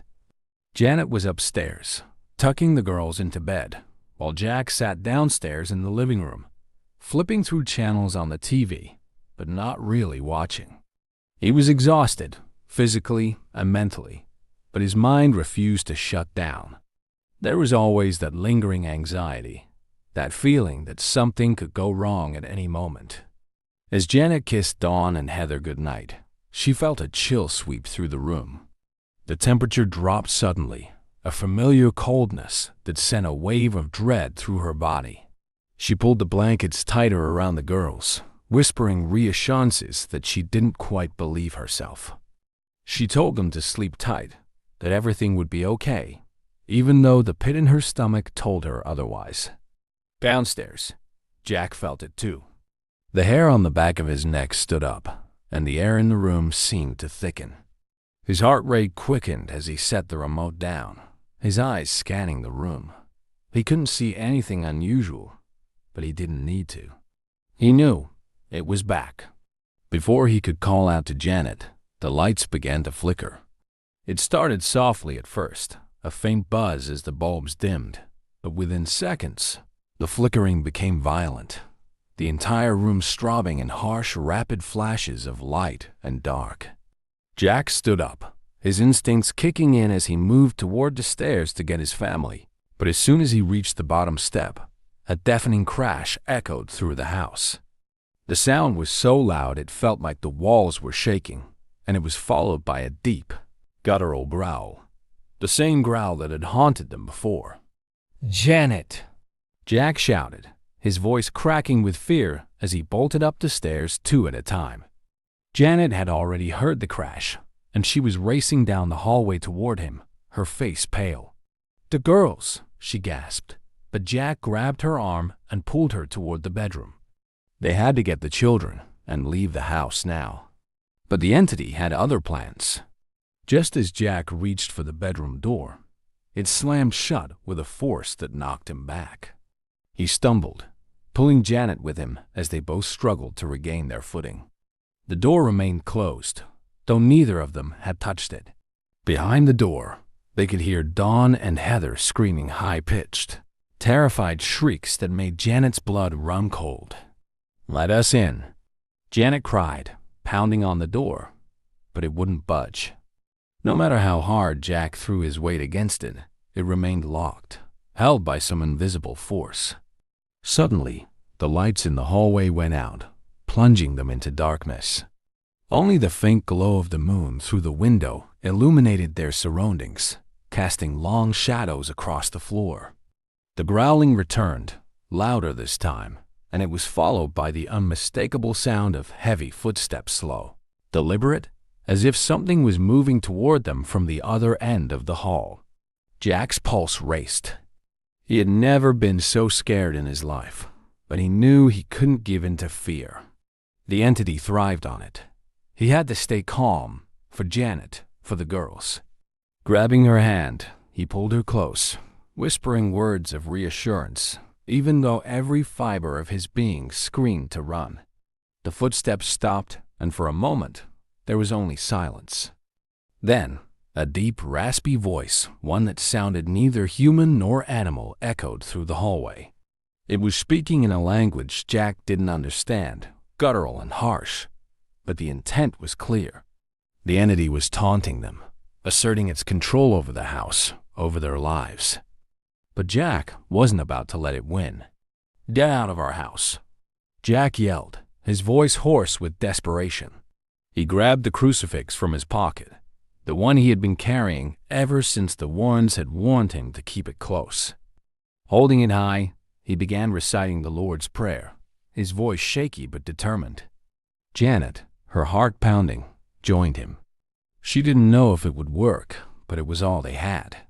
Together, they stood side by side, their voices rising above the growling, the footsteps, the oppressive darkness that surrounded them. At first, nothing happened. The entity seemed to grow stronger, the air around them growing thicker, suffocating. But Jack refused to stop. He continued to pray, louder now, as if willing the words to push the darkness back. And then, slowly, the growling began to fade. The footsteps ceased, and the air grew lighter. The oppressive weight that had pressed down on them lifted, if only slightly. The door to the girls' room suddenly flew open, and Jack and Janet rushed inside, finding Dawn and Heather huddled together on the bed, shaking and crying but unharmed. Janet scooped them up, holding them tightly, whispering over and over that everything would be okay, even though she wasn't sure it was. The entity wasn't gone. They could still feel it, lurking in the shadows, watching them. But for the first time in months, it had backed down. They had stood their ground, and it had retreated. For the next few weeks, the house remained quiet.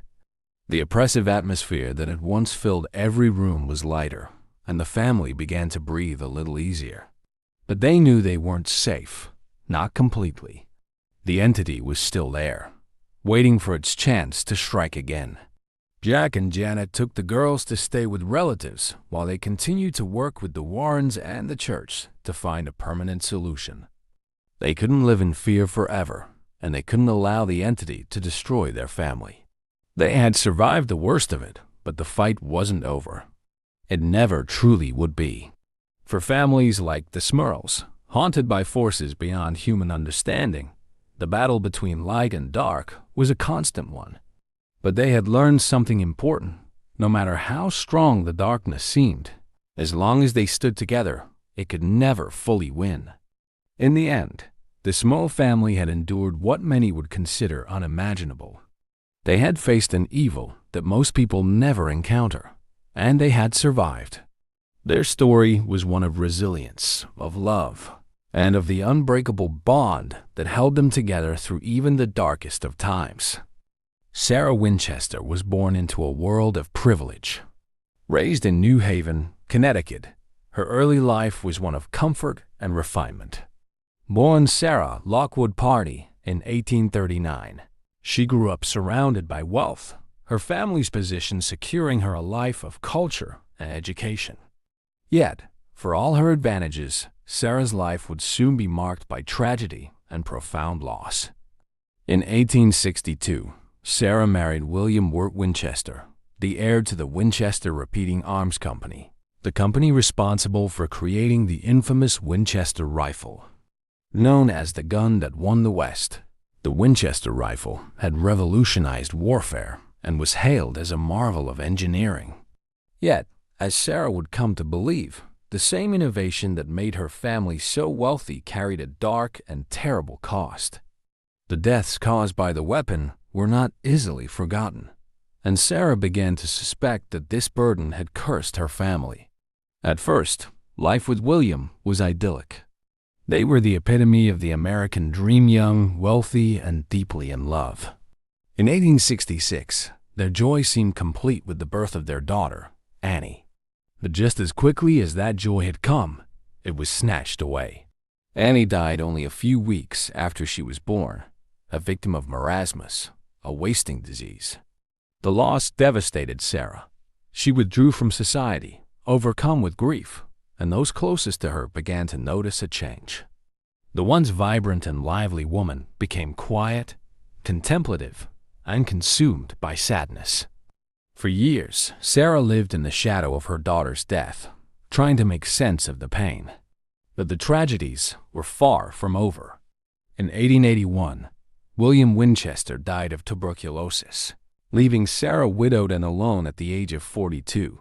With her husband's death, Sarah inherited a staggering fortune, over $20 million in cash, and a 50% stake in the Winchester Company, providing her with a daily income that made her one of the wealthiest women in the world.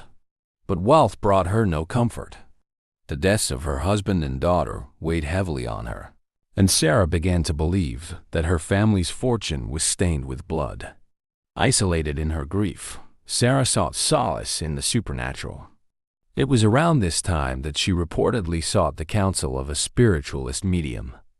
In a darkened room lit only by flickering candles, Sarah sat across from the medium, her heart pounding with anticipation. She had come in search of answers, hoping to contact the spirits of her husband and daughter. What she received instead was a warning, a dire prediction that would shape the rest of her life. According to legend, the medium told Sarah that her family was cursed by the spirits of those killed by the Winchester rifle. These restless souls, the medium claimed, had taken her daughter and husband as punishment for the bloodshed her family's invention had caused. Worse still, they would come for her next unless she took drastic measures. The spirits, the medium said, would never leave her in peace. They would haunt her for the rest of her days unless she did something to appease them. Shaken to her core, Sarah asked the medium what she could possibly do to escape such a fate. The answer was both bizarre and terrifying. She must move west, the medium said, and build a house.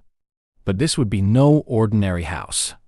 It had to be a place designed to confuse the spirits, with doors and stairways leading to nowhere, corridors that twisted and turned back on themselves, and rooms that were never meant to be lived in.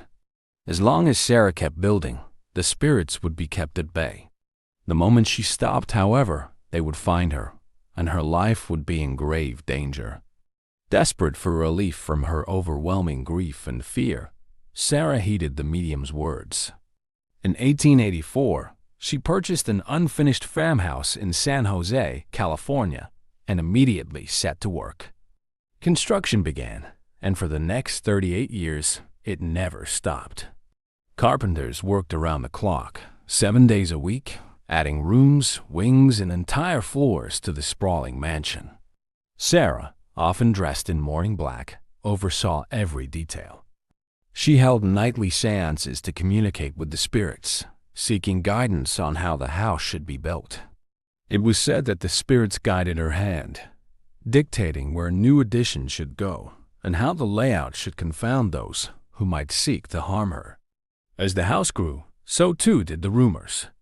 Locals whispered about the strange widow who kept to herself in her ever-expanding mansion.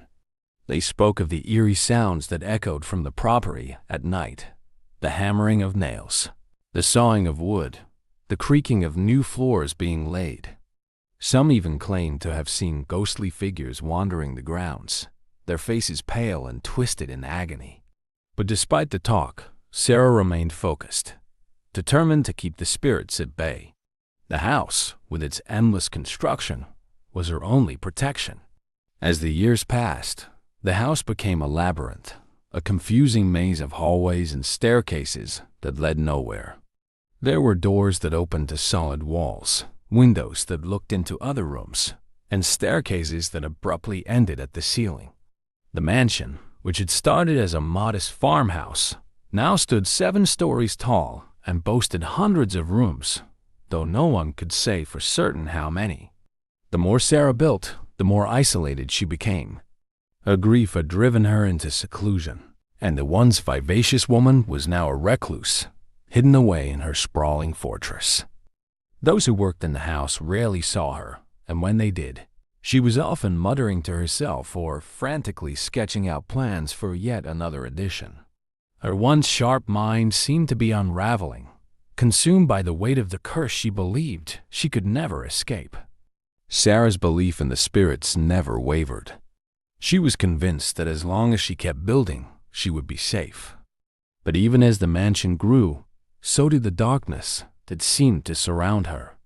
The spirits, it seemed, were never far away, lurking in the shadows, waiting for the moment when she would falter. And so, the mansion continued to grow, an endless construction project driven by fear and guilt. Sarah Winchester, once a woman of wealth and privilege, had become a prisoner of her own mind, trapped in a house that reflected the chaos and confusion within her soul. As the years wore on, it became clear to those who knew her that Sarah's quest to appease the spirits was leading her down a path of self-destruction. The mansion, with all its grandeur, was nothing more than a monument to her grief, a physical manifestation of her belief that she could somehow outrun the past. But no matter how many rooms she added, no matter how many walls she built, the spirits of the past were always there, haunting her every step. And so, as the last nail was hammered and the sun set on another day of endless construction, Sarah Winchester stood alone in her mansion, knowing that the ghosts of her past could never truly be banished. Her story, far from over, was just beginning. At first glance, it seemed like an extravagant estate, a testament to her wealth and eccentric tastes. But once inside, the true strangeness of the house revealed itself. Hallways twisted and turned unexpectedly. Staircases ascended multiple flights, only to end abruptly at a blank wall or the ceiling. Doors opened into nothing but empty space, and windows looked out into rooms instead of the outdoors. It was as if the house itself was playing tricks, designed not to shelter, but to disorient. As construction continued without pause, rumors began to spread throughout San Jose. Locals whispered about the widow's obsession with the spirits and the peculiar design of her home. Some said she was building the house to confuse the ghosts, that each bizarre architectural choice was a defense against the angry souls that sought revenge for the lives taken by her family's invention. Others believed the house itself was haunted, its construction dictated by forces beyond Sarah's control. Despite the mansion's sprawling size, Sarah lived much of her life in isolation. Though workers constantly added rooms and features to the home, Sarah kept to a few select rooms on the second floor, where she held her nightly seances. She often retreated to a room known as the Blue Room, a small, dimly lit space where she would attempt to communicate with the spirits. Here, she believed, the ghosts would guide her, telling her where to build next, how to keep them at bay for one more day. The mansion grew with each passing year, taking on a life of its own. It was not simply a home anymore, but a maze designed to protect its creator from the unseen forces she believed haunted her every move. New rooms were constructed overnight, seemingly without purpose, as if Sarah's only aim was to keep the work going. Carpenters worked around the clock, often without any clear plan. Sometimes they would tear down walls they had just built, only to reconstruct them in another location. It was as though the mansion had a mind of its own, constantly shifting and evolving, its purpose known only to Sarah. And yet, despite the continuous construction, there was never a sense of completion. The house was always unfinished, always in need of more rooms, more staircases, more hallways. To Sarah, stopping meant surrendering to the spirits, and she was not willing to take that risk. Each new addition was another layer of protection, a buffer between her and the supernatural forces she feared were closing in. For the workers, the house was a source of fascination and dread. Many spoke of strange occurrences within its walls, tools disappearing, unexplained noises, and the unsettling feeling of being watched. Some claimed to have seen shadowy figures moving through the hallways at night, disappearing just as quickly as they appeared.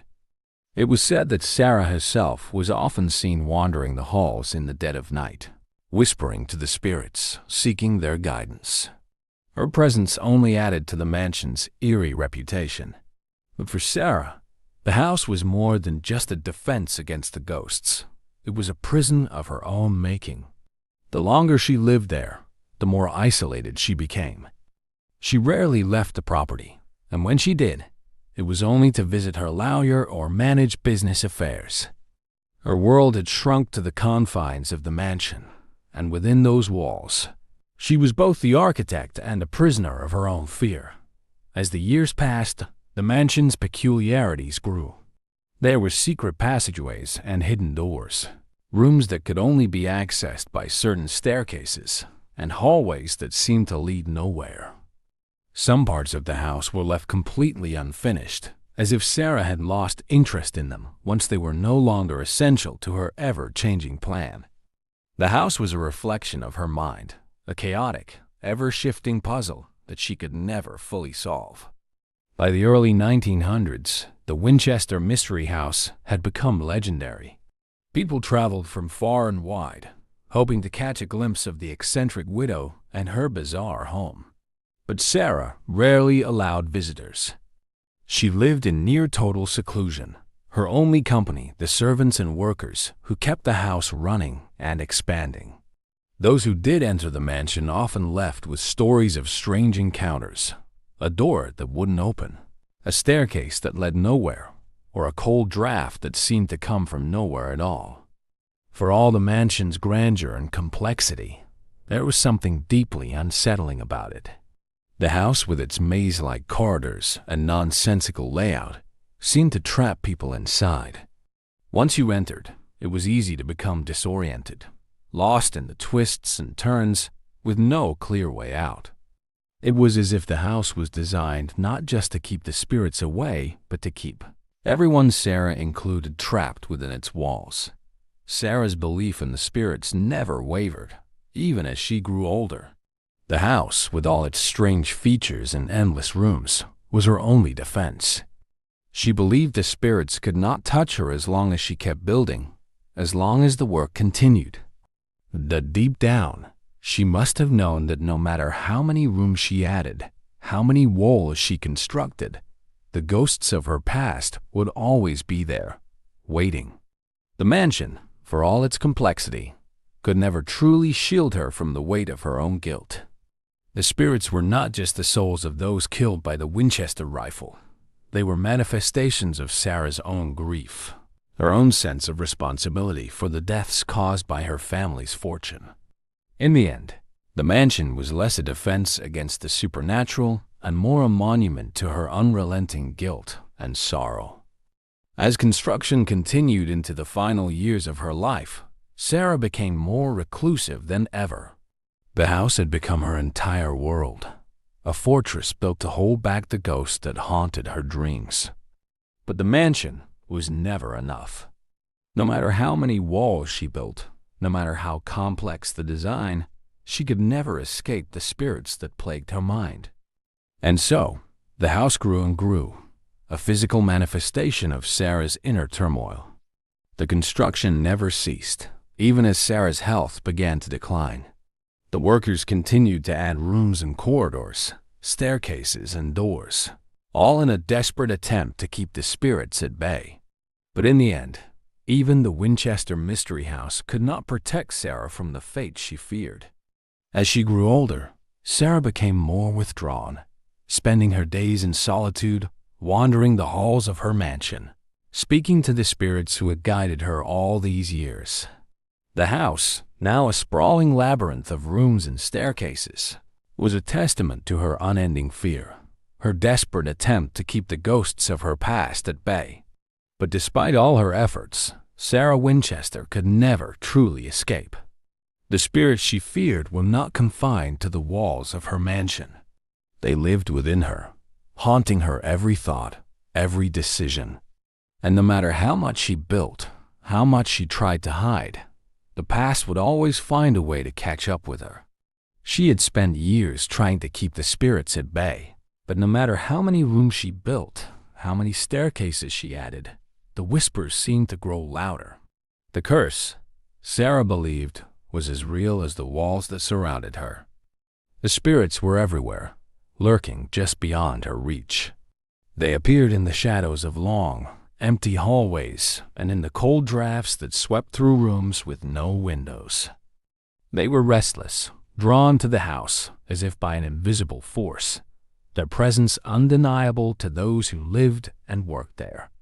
But for Sarah, the spirits were not only real, they were the constant reminder of the burden she carried. These ghosts, she was convinced, were the souls of those killed by the Winchester rifle, the invention that had made her family so rich. She had been told they would follow her forever, and after all these years, she still believed it. The haunting had grown more intense, more frequent.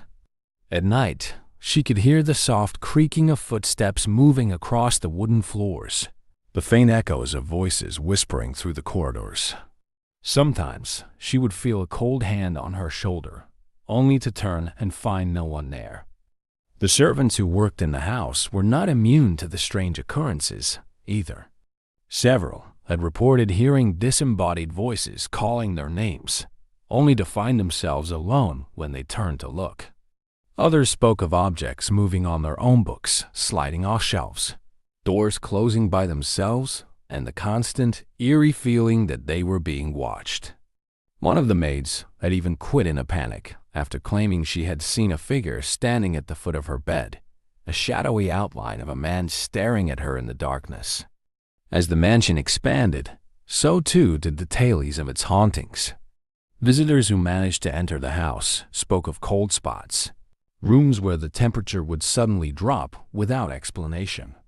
Some swore they had heard faint crying coming from behind the walls or the sound of distant, ghostly music playing in the background. But the most disturbing stories were those of the apparitions, ghostly figures seen walking through the halls, their faces twisted in agony, their eyes hollow and filled with sorrow. Sarah knew these spirits were not to be trifled with. They were angry, restless, and seeking vengeance. The curse was not just a threat, it was her reality. Every day, she wondered if she had done enough to keep them satisfied, to prevent them from finally claiming her life as they had claimed the lives of her family. The mansion was her fortress, her only protection against the forces she could neither see nor fully understand. But deep down, she feared it might not be enough.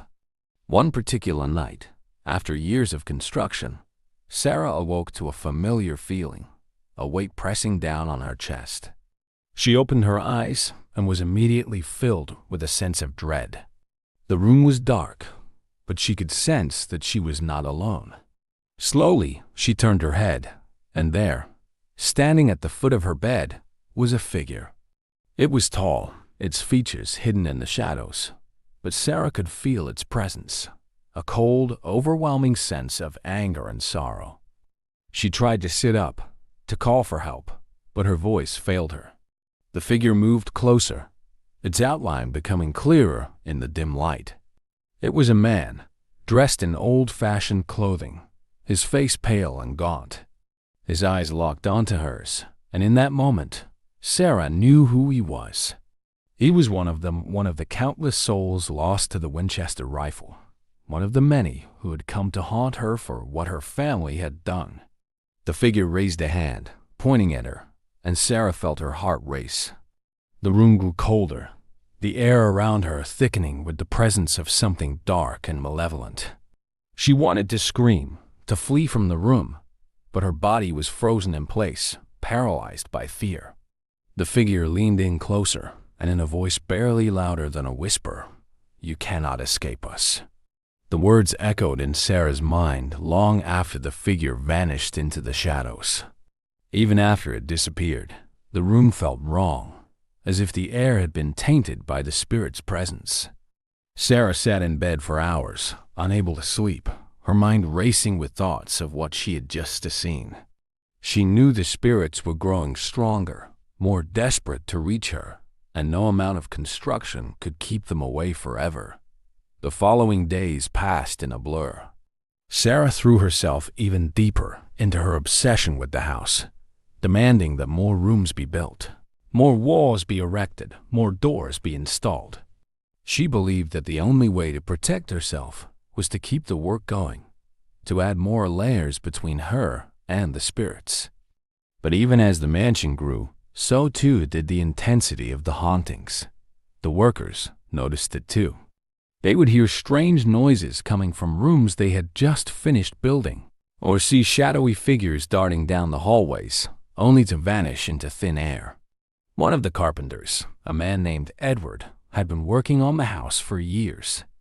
He had seen his share of odd things, but one experience stayed with him long after he left the mansion. Late one evening, as he was finishing up work in one of the upper rooms, he heard the unmistakable sound of footsteps behind him. At first, he thought it was one of the other workers, but when he turned around, the hallway was empty. Shrugging it off, he went back to his work, but the footsteps continued, getting closer and closer. He spun around again, his heart pounding, but again, the hallway was empty. It was then that he felt a cold gust of wind, even though the windows were closed. He heard a low whisper, barely audible, but it chilled him to his core. "Get out," the voice said. And in that moment, Edward knew that he was not alone. He dropped his tools and fled the house, refusing to return, leaving the mansion and the spirits within it behind for good. The hauntings grew worse with each passing year. Sarah had hoped that the mansion, with all its twists and turns, would confuse the spirits, that they would become lost within its walls. But it was becoming clear that the house had taken on a life of its own. It was no longer just a defense against the spirits. It was a prison for them, a place where they lingered, unable to move on. And Sarah, too, was trapped, a prisoner in the house she had built, unable to escape the curse that had haunted her for so long. As the spirits grew bolder, Sarah became more desperate. She knew that her time was running out. The house, once her refuge, was now a constant reminder of the spirits that surrounded her. She could feel their presence growing stronger, their whispers louder. No matter how much she built, no matter how many rooms she added, the curse would always be with her, a shadow she could never outrun. And so, with the spirits closing in, Sarah Winchester prepared herself for what was to come. The hauntings had reached their peak, and she knew that the final confrontation with the spirits was near. The mansion, now a labyrinth of rooms and hallways, had become a battleground between the living and the dead. And as Sarah stood alone in the cold, empty corridors of her home, she realized that the curse of the Winchester rifle would follow her to the very end. She had tried, in vain, to keep them at bay through constant construction, but now they were here, making their presence known in ways that could no longer be ignored. The apparitions, once fleeting and distant, now grew bolder, more terrifying. Sarah could sense them everywhere.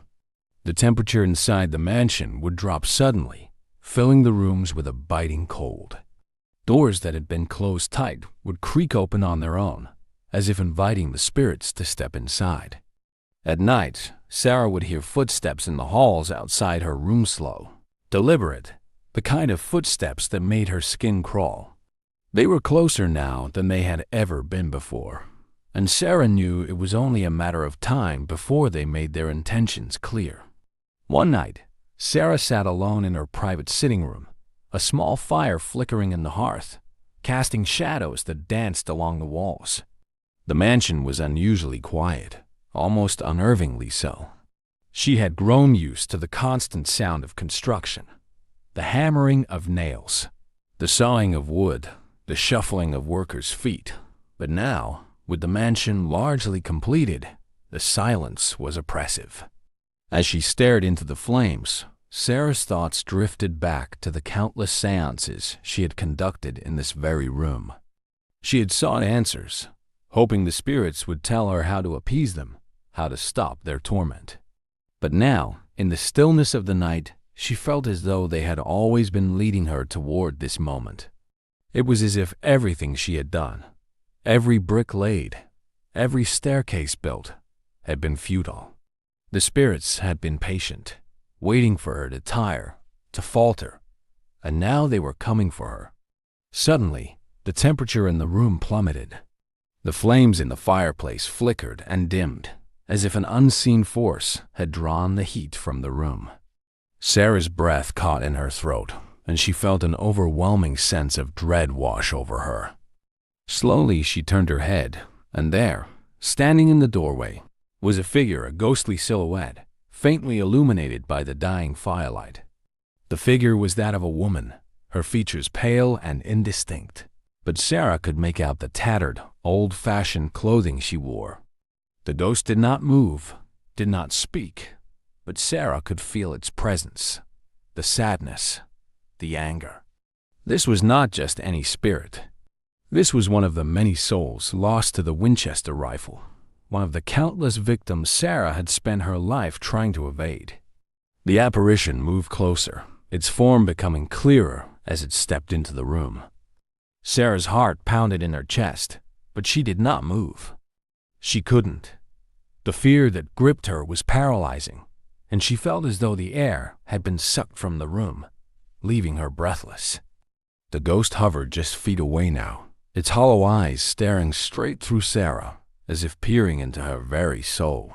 "Why?" The ghost whispered, its voice barely audible, but the weight of the word was crushing. Sarah knew the question was not one she could answer, not in any way that would bring peace to the spirit standing before her. She had asked herself the same question many times. Why had she not done more to stop the violence caused by the Winchester rifle?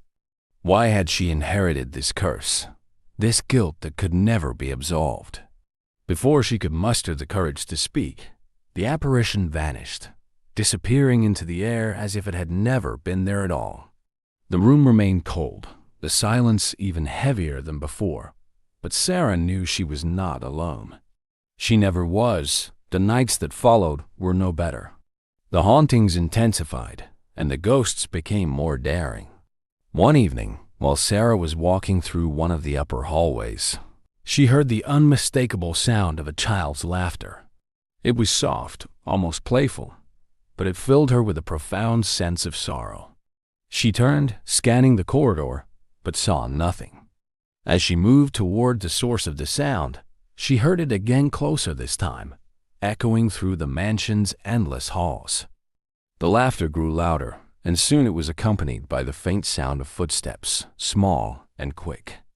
Sarah followed the noise, her heart heavy with dread, until she found herself standing outside the door to one of the unused bedrooms. She hesitated for a moment before reaching for the handle. Slowly, she pushed the door open and stepped inside.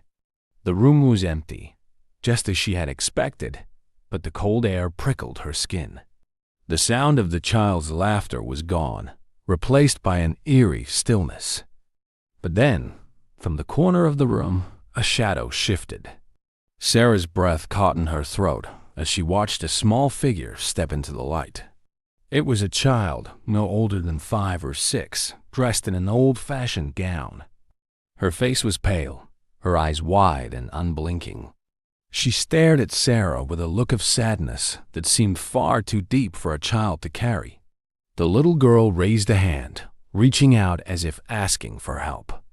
But Sarah couldn't move. She was frozen, rooted to the spot by a fear so overwhelming that it felt like it might crush her. The child's face contorted, her expression shifting from sorrow to anger, and in an instant she vanished, leaving Sarah standing alone in the cold, empty room. The ghosts had grown more aggressive, more demanding. They no longer waited in the shadows. They confronted her, reminding her of the guilt she had carried for so long. Each encounter was a reminder that the spirits were not just lingering in the house. They were here for her, demanding answers, demanding retribution for the lives lost.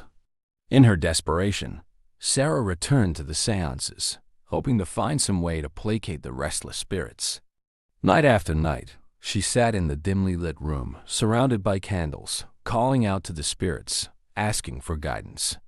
But the answers never came. The spirits remained silent, and the hauntings only grew worse. One evening, as she sat alone in the seance room, Sarah heard a knock at the door. It was faint, barely noticeable over the sound of the wind howling outside. She hesitated, unsure whether to answer. But then it came again, louder this time, more insistent. Slowly, Sarah rose from her chair and crossed the room. She placed her hand on the doorknob, her fingers trembling, and pulled the door open. Standing on the other side was a man tall, gaunt, with eyes that seemed to glow in the dim candlelight. He said nothing, but Sarah knew who he was. He was another victim of the rifle, another soul who had come to collect the debt she owed. The man stepped forward, his expression cold and unforgiving. Sarah stepped back, her heart racing as she tried to make sense of what was happening. The man raised a hand, and suddenly, the room grew impossibly cold. The candles flickered and went out, plunging the room into darkness. Sarah stumbled backward, but the man did not follow. He stood there, motionless, watching her with those glowing eyes, as if waiting for her to make the next move. But Sarah couldn't. The darkness pressed in around her, and she felt as though the walls were closing in. The spirits had surrounded her, and there was no escape. She had spent her life trying to keep them at bay, building room after room, stairway after stairway, hoping that she could outrun the curse. But now, in the darkness of the seance room, Sarah realized that the ghosts had always been with her. They were not confined to the mansion. They were inside her, haunting her every thought, every memory. The curse was not something she could escape. It was part of her. As the night stretched on, the hauntings showed no sign of relenting. Sarah was no longer just seeing the spirits. They were with her always, their presence a constant reminder of the weight she carried. The house, with its endless rooms and twisting corridors, had become a reflection of her mind, a labyrinth she could never find her way out of. The ghosts were no longer content to haunt the shadows. They had come for her, and Sarah knew that there was nothing more she could do to stop them. Yet, for all its complexity, it had become a hollow fortress, one that could never truly protect her from the ghosts of her past. As Sarah aged, her health began to decline. The hauntings had taken their toll, both mentally and physically. Though the house was always bustling with the sounds of construction, Sarah herself became more reclusive, rarely leaving her inner sanctuary. Her connection to the outside world had dwindled to almost nothing, and even those who worked for her spoke of her only in hushed tones, as though discussing a figure who had long since faded into legend. In 1922, at the age of 83, Sarah Winchester passed away in her sleep. The house that she had spent nearly 4 decades building stood unfinished, its construction finally halted. It was said that the workers, who had been adding rooms to the mansion even on the day of her death, dropped their tools the moment they heard the news, leaving nails half driven into the walls and windows only partially installed.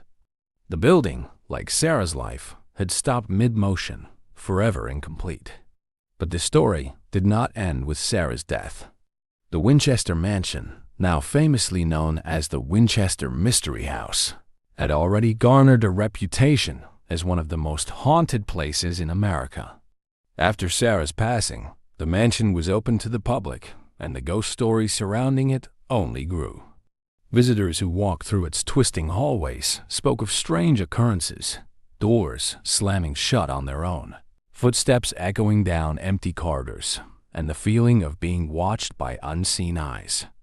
Many reported seeing shadowy figures in the windows, glimpses of movement just beyond their line of sight. Some claimed that they had even seen Sarah herself, wandering through the halls of the house she had built, still trapped in the labyrinth she had created to protect herself. It wasn't just tourists who experienced the hauntings. Over the years, the caretakers and staff of the Winchester Mystery House also reported strange incidents. Lights would flicker on and off without explanation. Tools would disappear and reappear in different locations, and cold spots would appear in rooms that had no windows or drafts. One caretaker recounted how he had heard the sound of a piano playing in the ballroom late one night, only to find the room empty when he investigated.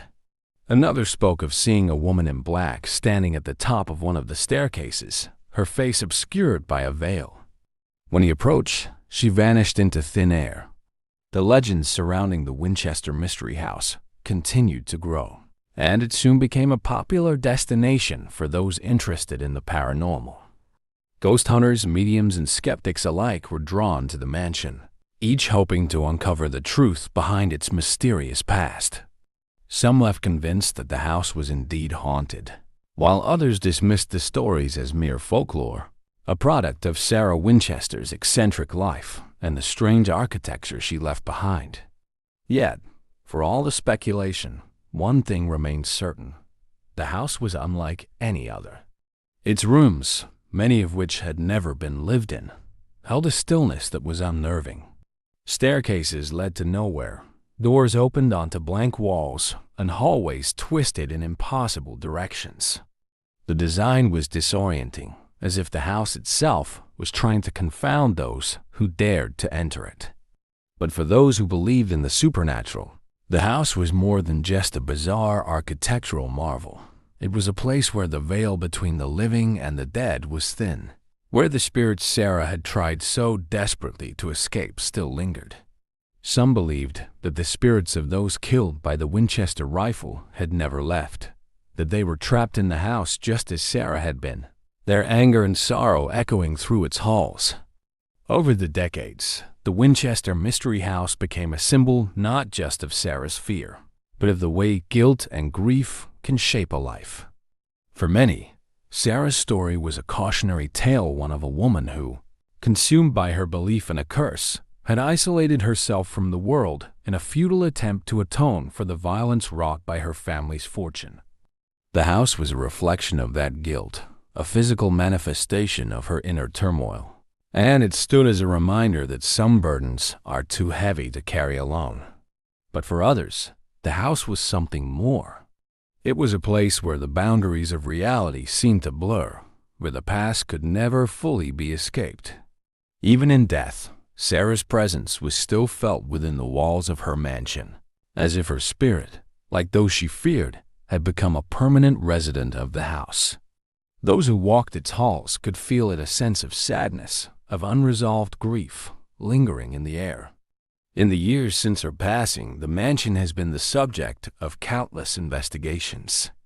Paranormal experts have attempted to capture evidence of the hauntings, using advanced equipment to measure changes in temperature, electromagnetic fields, and sound. Some have reported success capturing eerie voices, strange lights, and even shadowy figures on film. Others have left empty-handed, their skepticism intact. But the legend of the Winchester Mystery House continues to grow, drawing in new generations of curious visitors and believers. To this day, the house remains an enigma. Its twisting corridors, unfinished rooms, and strange architectural choices still baffle those who try to make sense of it. The spirits that haunted Sarah Winchester in life, whether real or imagined, have left an indelible mark on the mansion, and it is said that their presence can still be felt by those who walk its halls. Perhaps the house will never truly be at peace, just as Sarah never was. Her story is one of a woman burdened by guilt, consumed by fear, and haunted by the ghosts of her past. And in the end, the mansion stands as her legacy, a place where the lines between life and death, reality and illusion, are forever blurred. It is a place where time seems to stand still, where the spirits of the past refuse to be forgotten. And so, the Winchester Mystery House remains, a testament to one woman's attempt to outrun the forces she believed were pursuing her, and a reminder that some things, whether curses, ghosts, or the weight of guilt, can never be fully escaped. The spirits, it seems, have not left. And perhaps they never will. In the dense, shadowy forests of the New Jersey Pine Barrens, the legend of the Jersey Devil was born. The year was 1735, and whispers of dark occurrences spread through the tight-knit, superstitious communities that called this untamed wilderness home. The origins of the tale began with a woman known as Mother Leeds, whose story was destined to be recounted and altered over generations, evolving into the chilling myth that persists to this day. Mother Leeds was no stranger to hardship. She lived in the remote Pine Barrens, where life was harsh and the land unforgiving. She and her husband, Daniel Leeds, struggled to support their large family. With 12 children already filling their modest home, the thought of yet another mouth to feed filled Mother Leeds with dread. Some versions of the story depict her as an exhausted and frustrated woman who could no longer bear the burden of raising such a large family under desperate circumstances. As the legend goes, Mother Leeds discovered she was pregnant with her 13th child and, in a moment of frustration, uttered words that would come to haunt her. "Let this one be a devil." It was not uncommon for people in that time to curse their misfortunes, but her words seemed to carry an ominous weight. Soon after, strange occurrences began to plague the Leeds household, as if the land itself were reacting to the spoken curse. The wind howled through the trees with an unsettling wail, and shadows seemed to linger longer than they should. Months passed, and as her pregnancy progressed, Mother Leeds was filled with a sense of dread she could not shake. On a stormy night, she went into labor, with the roar of thunder echoing through the forests and the wind rattling the walls of the modest cabin. She was attended by midwives, who came despite their own fears of venturing into the dark woods during such tempestuous weather. As they gathered around, the labor seemed to drag on far longer than usual, as if something unnatural was at work. When the child was finally born, it seemed at first to be a healthy, ordinary baby. Relief filled the room, and the midwives began their usual tasks. However, as moments passed, that relief quickly turned into terror. The newborn began to change before their eyes, its cries growing louder and more guttural. Its small body elongated, limbs stretching and contorting unnaturally. Thin, bat-like wings sprouted from its back, and coarse hair emerged along its skin. The creature's eyes glowed with a fiery intensity as its face twisted into a grotesque, animalistic form with a snout and jagged teeth. It was as though some dark force had possessed the child, transforming it into a creature that defied all understanding. Panic gripped the midwives, who recoiled in horror as the creature let out an inhuman shriek and took flight, bursting through the cabin's roof and disappearing into the night. The legend claims it escaped into the depths of the pine barrens, leaving a trail of shattered timber and broken shingles behind. As the howling winds faded, the house fell silent, except for the terrified cries of Mother Leeds, whose life had been forever altered by that cursed night. In the days that followed, stories about the events in the Leeds household spread quickly through the local villages. Some whispered that the baby was indeed born with a curse, while others believed that Mother Leeds had dabbled in dark practices, invoking powers beyond her control. There were those who said she had made a pact with forces unseen, an unholy bargain for a reason that remained a mystery. Rumors also circulated that the Leeds family was associated with other forms of local superstition and dissent, adding fuel to the fire. As the tale spread, the child's transformation into the Jersey Devil became more elaborate, with each retelling layering new details onto the existing lore. The local religious community viewed this story as a warning against sinful behavior and moral decay. They saw the events as divine retribution for what they believed was Mother Leeds' blasphemous curse. The Pine Barrens, with its vast, dark forests and twisting trails, became a breeding ground for superstition. People whispered that the woods themselves had a life of their own, and that Mother Leeds' cursed child roamed them as a creature of vengeance or punishment. Farmers and travelers claimed to hear strange cries at night, and there were occasional reports of livestock disappearing or being found with bizarre injuries. The Leeds family name, once associated with the influential and sometimes controversial almanac writer Daniel Leeds, grew darker with each passing year as the story of the Jersey Devil became intertwined with the family's own complicated history. Daniel Leeds himself was no stranger to controversy. His writings had been condemned as heretical by some religious leaders, leading to suspicions that his family had fallen under some kind of supernatural influence.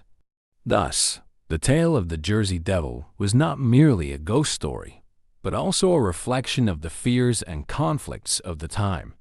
The story would continue to evolve, becoming a part of local folklore and an emblem of the mysterious Pine Barrens. With each generation, new elements were added. The creature was said to have cloven hooves, a serpent-like tail, and the ability to breathe fire.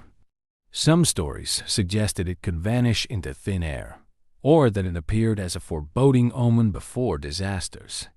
The legend became ingrained in the culture of New Jersey, passed down from parents to children as a cautionary tale. In this way, the Jersey Devil became more than just a myth. It was a symbol of the dark unknown, the fears that lurked on the edges of society, and the potential consequences of words spoken in anger. As time went on, the details of its origins were debated, but the essence of the story persisted. A child, cursed from birth, transformed into a creature that roamed the Pine Barrens, leaving behind a legacy that would be told and retold for centuries. Mother Leeds' tale was just the beginning. What had started as a night of terror in a small, rural cabin would grow into one of America's most enduring legends, forever haunting the dark woods of New Jersey. The legend of the Jersey Devil, rooted in the terrifying events surrounding Mother Leeds, began to spread far beyond the Leeds household, becoming a tale that seeped into the very fabric of life in southern New Jersey. In the 18th and 19th centuries, sightings of a strange creature in the Pine Barrens grew in frequency, captivating the imaginations and fears of the people living in the area. These early reports varied widely, but they all carried one consistent theme. There was something unnatural dwelling in the dense, dark woods. The Pine Barrens itself, a sprawling forest of nearly 1 million acres, was an environment that seemed tailor-made for legends. It was a place of winding trails, boggy marshes, and trees so thick that sunlight struggled to penetrate. The forest had long been viewed with suspicion by settlers, who saw it as a wild, untamed land. Even the Native American tribes, such as the Lenape, spoke of spirits in the woods, though their lore did not describe anything quite like the Jersey Devil. The stories that emerged in the wake of Mother Leeds' fateful night added a new layer of dread to a place already shrouded in mystery. The first recorded sightings of the creature began to appear not long after the legend's origin. These early accounts spoke of a flying beast with wings and a hideous, animal-like face. Witnesses often described seeing the creature during moonless nights, when the sky was black and the only sound was the rustling of leaves in the breeze. Farmers reported strange tracks near their properties, hoofprints unlike those of any known animal, and some claimed to have lost livestock under mysterious circumstances. Their remains discovered with peculiar marks and no signs of a struggle. The sightings were not limited to rural farms. They occurred near towns as well.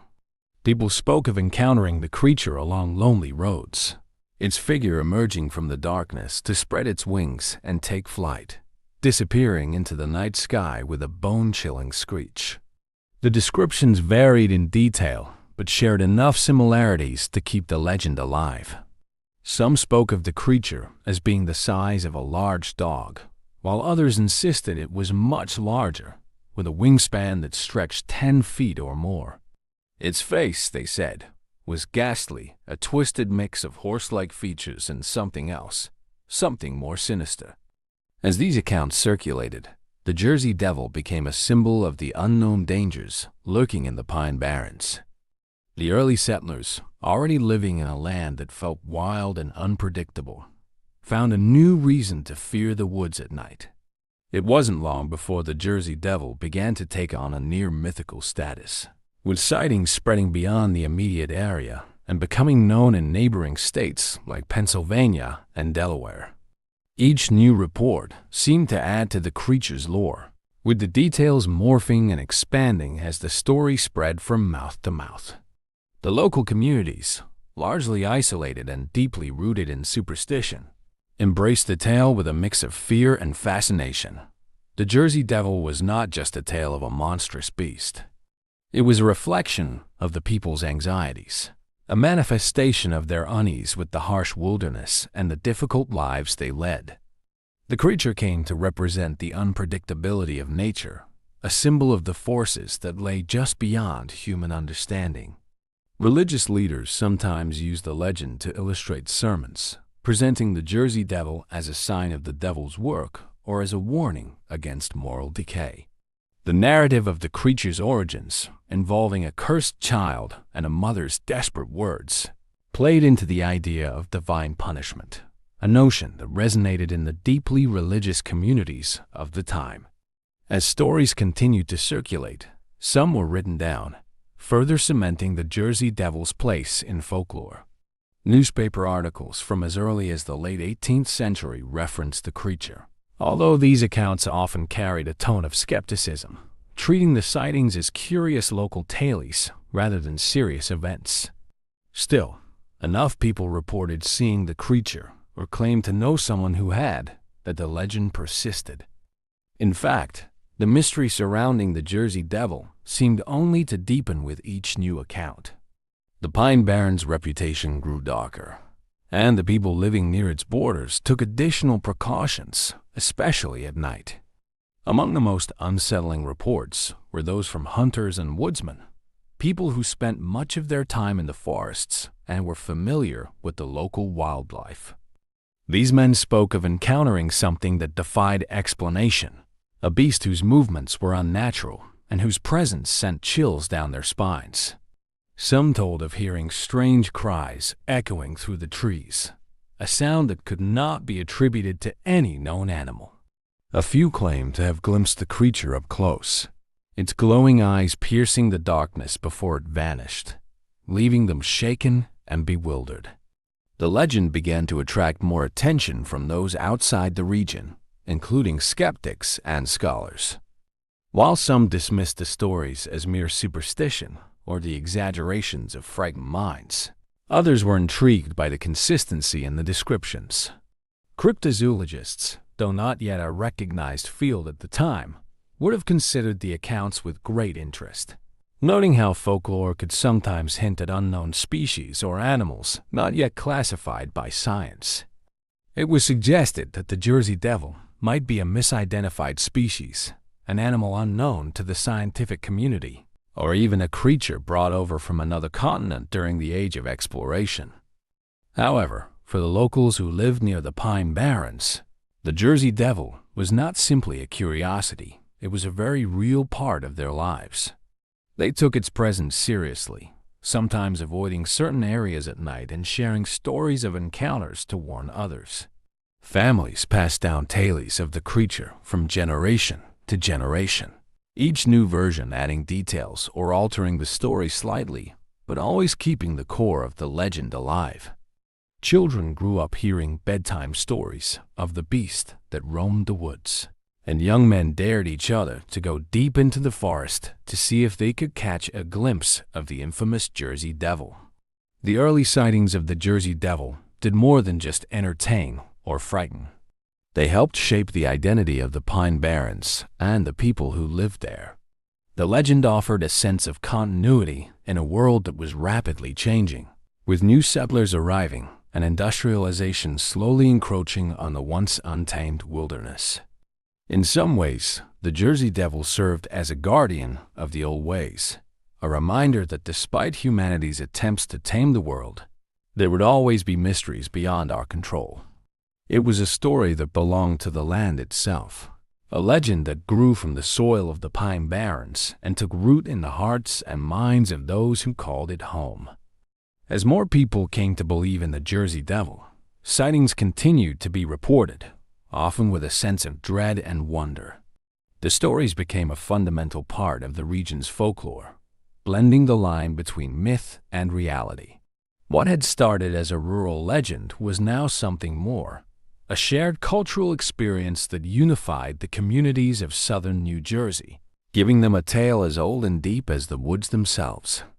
The legend of the Jersey Devil might have lingered on the fringes of folklore for centuries, but in January 1909, it exploded into the national consciousness. The events of that week, often referred to as the Week of Terror, would solidify the Jersey Devil's reputation as more than just a rural ghost story. It became a phenomenon that captivated newspapers, terrified communities, and left many wondering whether the Pine Barrens really hid something monstrous in its depths. It all began on a cold winter night when a report surfaced from Bristol, Pennsylvania, just across the Delaware River from New Jersey. A man named James Sackville described hearing an unusual noise outside his window, something between a high-pitched scream and a growl. When he looked out into the darkness, he caught a glimpse of a creature like nothing he had ever seen before, a large, winged beast with glowing eyes and a horse-like face. Sackville's report quickly spread, and soon others were coming forward with similar stories. Some described seeing strange tracks in the snow hoof-like prints with an inexplicable stride, indicating that whatever made them had either jumped an impossible distance or taken flight. Within days, Reports were coming in from various towns across New Jersey, Philadelphia, and even as far away as Delaware. The newspapers picked up the stories, and sensational headlines screamed about the Jersey Devil's return.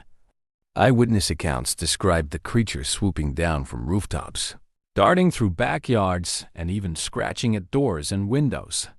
People reported livestock disappearing, dogs barking furiously at nothing, and unsettling noises in the dead of night.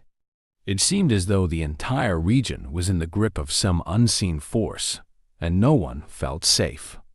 One of the most widely circulated accounts came from the towns of Haddonfield and Killingswood, New Jersey, where groups of people claimed to have seen the creature firsthand. In Killingswood, it was said to have attacked a trolley car, terrorizing the passengers before vanishing into the night. Witnesses described it as having leathery wings and a long tail, its eyes burning red as it screeched and flapped away. In Haddonfield, a local pastor reportedly saw it perched on the roof of his church, a dark silhouette against the night sky. Though he attempted to get closer, the creature flew off before he could confirm what he had seen. The panic reached its peak when schools closed due to widespread fears, and workers stayed home rather than risk encountering the mysterious beast. The New Jersey police and the local fire departments were flooded with calls. Armed search parties were organized to venture into the Pine Barrens, equipped with rifles and torches. Despite their best efforts, none could find any definitive trace of the Jersey Devil. No lair, no nests, and no captured beast. The only signs of its passage were the peculiar tracks that continued to appear in fields and on rooftops, and occasional, spine-chilling cries that echoed through the night. The 1909 panic also saw a rise in reported close encounters that stretched credulity. For example, one story told of a local woman who claimed to have fended off the creature with a broomstick after it supposedly landed on her roof. Another account came from Camden, New Jersey, where it was said that a police officer fired his revolver at the creature without causing it any harm. In these stories, the Jersey Devil seemed almost supernatural, as if it could not be harmed or captured, a being that defied not only nature, but also the laws of physics. As the panic gripped the region, explanations for the sightings varied wildly. Some people theorized that the creature was a kind of prehistoric animal that had somehow survived extinction. Others suggested it was a mutant born from the swamps of the Pine Barrens, where harsh conditions and isolation might have bred some unknown species. A few more imaginative individuals even suggested it was the vengeful spirit of a long-forgotten Native American shaman, wandering the woods in search of those who had wronged his people. However, the most popular explanation continued to be the traditional folklore surrounding Mother Leeds and her cursed 13th child, who had been transformed into the monstrous Jersey Devil. Skeptics, however, were not so quick to believe. While some of the more sensationalist newspapers ran wild with the stories, others attempted to provide rational explanations for the strange events. They speculated that the sightings were the result of mass hysteria, a kind of collective panic that spread from person to person, inflaming imaginations and leading to exaggerated claims. Some believed that known animals, such as owls or large birds, were being misidentified in the dark, their natural behaviors mistaken for something far more sinister. The peculiar tracks, they suggested, could have been the work of pranksters looking to capitalize on the frenzy. Still, for every skeptic's voice, there seemed to be 2 or 3 believers, each with their own story or testimony. Many of these accounts came from individuals who had no previous interest in the legend and no reason to fabricate such tales. The consistency in descriptions, wings, hoof feet, glowing eyes, and a horse-like face was difficult to dismiss entirely. Even the most level-headed members of the community were left with a lingering doubt, a fear that perhaps there was some truth to the ancient story that had haunted New Jersey for so long. The events of 1909 left a lasting impact on the region. Though no solid evidence was ever found to confirm the existence of the Jersey Devil, the legend was more alive than ever. It had made the leap from local folklore to national attention, capturing the imaginations of people far beyond the Pine Barrens. The panic also left behind a legacy of bizarre folklore and unexplained events. For years afterward, occasional sightings continued to trickle in, often dismissed by authorities, but never completely forgotten by the people. The story of the 1909 Jersey Devil panic has been revisited by historians, folklorists, and cryptozoologists alike. Some researchers have suggested that the surge in sightings could be tied to the socio-political climate of the time, with economic uncertainty and societal changes contributing to the spread of fear. Others have noted that the mass sightings corresponded with a time of significant cultural interest in the supernatural and the unusual, a period when ghost stories, seance practices, and interest in the paranormal were particularly popular in American society. In retrospect, the 1909 panic serves as a fascinating case study in the power of folklore and mass psychology. It demonstrates how stories can take on a life of their own, fueled by fear and imagination. Even without tangible proof, the legend of the Jersey Devil persisted, each retelling a new report adding to the mystery. The events of that fateful January were not just a momentary spectacle. They were a defining chapter in the ongoing tale of the Jersey Devil, forever cementing its place in American folklore. Though the mass hysteria eventually subsided, the question remained: what did people really see? Was there truly a creature lurking in the Pine Barrens, or had the legend simply grown so strong that it could compel people to see what was not there? The answers may never be known, but one thing was certain: the Jersey Devil had become more than just a local legend. It had emerged from the shadows to claim its place in the American imagination, a story that, for one chaotic week in 1909, seemed all too real. After the infamous events of 1909, the legend of the Jersey Devil didn't fade away. It evolved, adapting to changing times and finding a place in the hearts and minds of new generations. Throughout the 20th and 21st centuries, sightings and encounters continued, adding fresh layers to the lore and keeping the mystery alive. Each account shared enough elements with the original tales to maintain continuity, but the details varied as the Jersey Devil took on new forms in the public's imagination. The Pine Barrens, with its eerie landscapes and isolated expanses, remained a fitting backdrop for modern encounters. In the years following the 1909 panic, the region saw periods of renewed interest whenever a fresh sighting was reported. Some witnesses claimed to have seen the creature flying over the treetops, its dark wings silhouetted against the sky, while others spoke of hearing unsettling sounds that seemed to come from deep within the forest. These accounts often came from locals, hunters, hikers, or drivers who found themselves in the more remote areas. The Pine Barrens, despite its occasional bursts of tourism, retained a sense of foreboding that seemed to invite such stories. One well-known sighting occurred in 1937, when a taxi driver in Salem City reported an encounter with the Jersey Devil. While driving late at night along a rural road, he described seeing a winged creature dart out in front of his vehicle. According to the driver, the beast's eyes glowed in his headlights, and it let out a high-pitched screech before disappearing into the darkness. His account gained some local attention, with skeptics suggesting he had mistaken an owl or large bat for something more sinister. Still, those who were familiar with the legend found his story compelling, as the description matched the creature's classic features: wings, glowing eyes, and an unnatural cry. Throughout the 1950s and 1960s, the Jersey Devil once again captured public interest. During this era, America's fascination with the strange and unexplained reached new heights, fueled by a cultural interest in UFOs, cryptids, and supernatural phenomena. The Pine Barrens, with its long-standing association with the unknown, became a focus for those interested in such mysteries. Reports emerged of the creature being seen near campgrounds, darting across highways, and even peering into cabin windows late at night. Some visitors to the region claim to have found odd tracks or heard chilling cries echoing through the forest. The most notable incident of the modern era took place in 1972, when an off-duty police officer in the town of Atco claimed to have come face-to-face with the Jersey Devil. According to the officer, he was driving home late one evening when he saw a creature standing on the side of the road.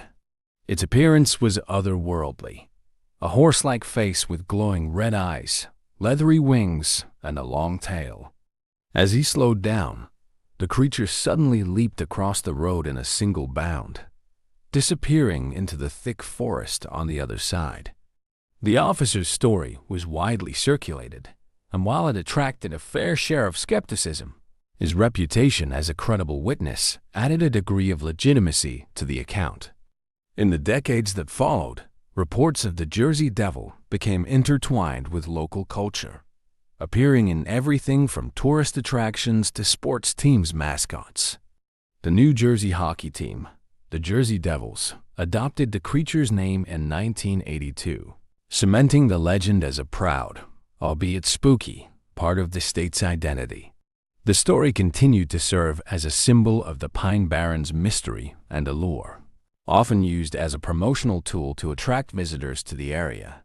Festivals, haunted tours, and themed events kept the legend alive, drawing in enthusiasts who were eager to explore the history behind the myth and perhaps even catch a glimpse of the infamous creature themselves. Despite the commercialization of the Jersey Devil, genuine sightings continued to be reported. In 1993, a park ranger in the Wharton State Forest, one of the largest protected areas of the Pine Barrens, claimed to have heard an unnatural wailing sound late at night. The ranger, who was patrolling the forest's more remote trails, said the noise was unlike anything he had ever encountered, even in an area known for its diverse wildlife. The sound, he described, was half scream, half growl, and seemed to come from a place deeper in the woods. Although he never saw the creature that night, the experience left him uneasy, and he made sure to include it in his report. In the 21st century, as technology advanced, sightings of the Jersey Devil began to shift into the realm of social media and digital forms. People shared stories, photos, and videos, claiming to have seen strange creatures in the woods or captured mysterious sounds on audio recordings. While many of these modern accounts were met with skepticism, often dismissed as hoaxes or cases of mistaken identity, the persistent nature of the reports suggested that the legend still had a powerful hold on the public's imagination. Skeptics pointed to the influence of media, the availability of digital editing tools, and the desire for attention as reasons for the increase in reports. However, for some, the similarities between older accounts and new stories raised questions about whether there was still an element of truth behind the legend. The Jersey Devil's role in popular culture has also evolved, appearing in films, television shows, and books. It has been portrayed as everything from a menacing monster to a misunderstood creature struggling for survival in a world that encroaches on its territory. Each depiction adds another layer to the legend, blurring the lines between fact, fiction, and folklore. While some versions stick closely to the traditional accounts of a cursed creature from colonial times, others take creative liberties, reimagining the Jersey Devil as a guardian of the Pine Barrens or a symbol of environmental preservation. These modern interpretations reflect changing attitudes toward nature and the unknown, demonstrating how folklore can adapt to contemporary themes. The Pine Barrens itself, despite becoming more accessible over the years, retains an air of mystery that fuels the legend. Even today, much of the area remains wild and uninhabited, with miles of dense forests, wetlands, and abandoned towns. For those who venture into its depths, the feeling of isolation can be overwhelming, as if stepping back in time to an era when the land was truly untamed. It is easy to see how stories of strange creatures could persist in a place where reality and myth seem to coexist. For many, the Pine Barrens is not just a physical location, but a place where the boundaries between the known and the unknown blur, allowing legends like the Jersey Devil to endure. As new sightings continue to be reported, it remains unclear whether they are simply the product of overactive imaginations, deliberate fabrications, or genuine encounters with something unexplainable. Some researchers continue to investigate the phenomenon, exploring whether the Jersey Devil could be linked to undiscovered species, rare animal mutations, or even psychological effects of the Pine Barrens' unique environment. Others remain convinced that the legend is a cultural artifact, a story that has persisted because it speaks to deeper human fears and the allure of the mysterious. Regardless of its origins, the Jersey Devil remains an iconic part of New Jersey's folklore. It is a reminder that even in an age dominated by science and technology, there are still places where the unexplained can thrive, where stories can become more than just tales told around a campfire. The legend of the Jersey Devil is not merely about a creature lurking in the woods. It is about the enduring power of folklore, the mystery of the Pine Barrens, and the way stories can shape the world around us. As the legend moves further into the digital age, its ability to adapt and endure suggests that the Jersey Devil will continue to haunt the Pine Barrens and the imaginations of those who hear its tale. It is a story that refuses to die, a legend that lives on in the shadowy depths of New Jersey's forests, where even the skeptics may find themselves glancing over their shoulders, just in case. As the legend of the Jersey Devil evolved over the centuries, it became more than just a tale of a creature stalking the Pine Barrens. It emerged as a cultural touchstone that reflected the fears, hopes, and mystery of the region. While modern sightings and stories have added new dimensions to the folklore, the pursuit of truth behind the legend continues. Whether through scholarly research, amateur investigations, or creative reimaginings, the Jersey Devil endures as a powerful symbol of the unknown. In recent decades, various researchers and folklorists have revisited the Jersey Devil legend, seeking to separate fact from fiction. Some have taken an academic approach, exploring the story's historical and cultural origins.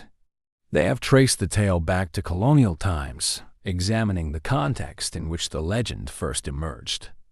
In a time when superstition and religious beliefs heavily influenced daily life, the birth of a devil in a remote area could have served as a cautionary tale about curses or the consequences of going against social norms. Scholars have noted how the Jersey Devil legend may have originated from fears surrounding the natural world, unexplained phenomena, or even as an early form of propaganda to discredit local families or rival settlements. One theory suggests that the original Jersey Devil story was a form of political satire. According to this interpretation, the Leeds family, who were associated with the legend, had a history of conflict with prominent figures in early colonial America. Daniel Leeds, a member of the family, was a well-known Quaker turned Anglican who published almanacs that included astrological symbols and other content considered controversial by the Quaker community. His son, Titan Leeds, later continued the family's publishing business and had a famous feud with Benjamin Franklin, who humorously predicted Titan's death in his own almanac. Some folklorists have proposed that the Leeds family was transformed into the infamous Leeds Devil as a way to mock them or cast aspersions on their character, especially given the family's outsider status in the Quaker-dominated region. As historical research sheds light on the legend's origins, other investigators have focused on the possibility of a real creature behind the sightings. Some cryptozoologists, a group of researchers dedicated to studying unknown animals, have suggested that reports of the Jersey Devil could stem from sightings of an undiscovered species native to the Pine Barrens. They argue that the creature's described features, such as its wings, unusual cries, and peculiar tracks, could be attributed to a large bird or a species of bat not yet documented by science. While the likelihood of such a discovery remains slim, the Pine Barrens' unique environment, with its dense forests and isolated areas, continues to fuel speculation about the existence of hidden wildlife. Another scientific approach has considered the psychological and sociological factors that may explain the persistence of the Jersey Devil legend. Researchers have pointed to the role of mass hysteria, particularly during times of economic or social stress, as a possible explanation for clusters of sightings. For instance, the 1909 panic occurred during a period of industrialization and economic uncertainty in the region, which may have heightened people's fears and made them more susceptible to believing in supernatural occurrences. The human brain's tendency to seek patterns and explanations for the unexplainable could have played a role in turning ordinary events or animal encounters into seemingly paranormal experiences. In addition to academic and scientific efforts, the Jersey Devil has attracted a devoted community of enthusiasts who continue to search for evidence of its existence. Equipped with modern technology, these amateur investigators venture into the Pine Barrens armed with night vision cameras, audio recording equipment, and drones. They document unexplained sounds, strange tracks, and occasionally claim to have captured brief glimpses of shadowy figures. While these investigations have yet to yield definitive proof, the thrill of the hunt and the possibility of uncovering the truth keep the legend alive. The Pine Barrens itself, with its rugged terrain and haunting atmosphere, only adds to the allure of these expeditions. The Jersey Devil has also left a significant impact on local culture, influencing the way people perceive the Pine Barrens and even New Jersey itself. The legend has become a symbol of state pride, embodying the resilience and mystery of a place often overshadowed by its urban reputation. The story has been incorporated into school curriculums, local festivals, and even marketing campaigns, all of which celebrate the state's unique folklore. Many residents see the legend as a reminder of New Jersey's diverse heritage, where history, nature, and myth intersect. Tourism related to the Jersey Devil has grown in popularity, with guided tours, themed attractions, and merchandise contributing to a local industry centered on the legend. The Pine Barrens has become a destination for ghost hunters, nature enthusiasts, and those simply curious about the mysterious creature. However, the commercialization of the legend has led some to question whether the true essence of the folklore is being lost in the pursuit of profit. While the stories continue to attract visitors, some traditionalists worry that the deeper meaning behind the legend, its roots in local history, and the interplay between humanity and nature may be overshadowed by sensationalism. The role of the Jersey Devil in media has further complicated its legacy. The creature has appeared in various forms of entertainment, from horror movies and TV shows to comic books and video games.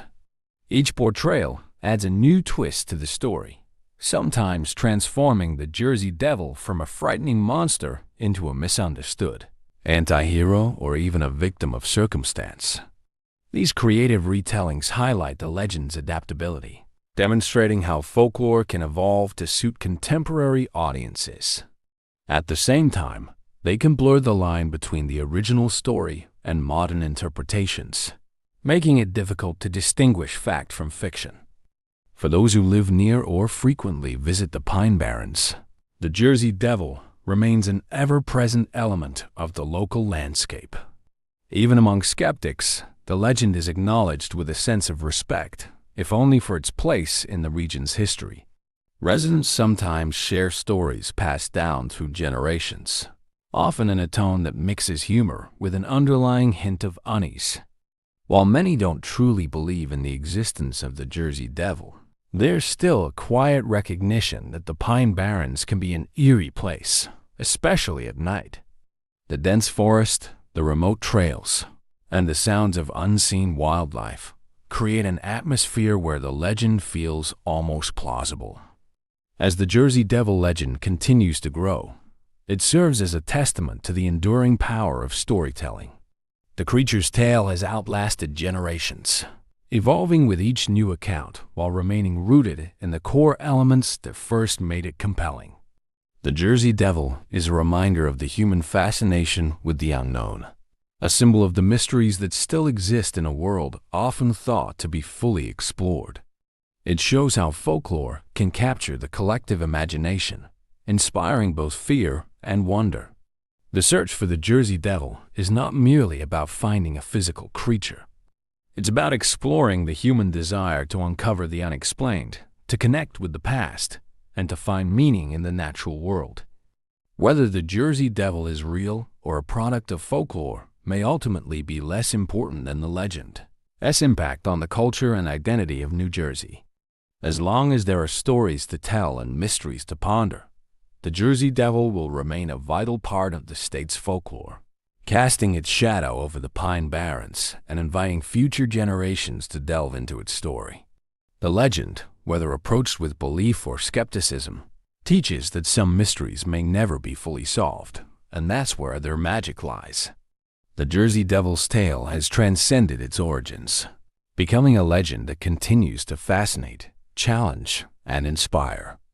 Even as the world changes, the Pine Barrens will always be a place where one can hear whispers of something beyond understanding, where the Jersey Devil still roams in the imaginations of all who dare to wonder what might be lurking just out of sight.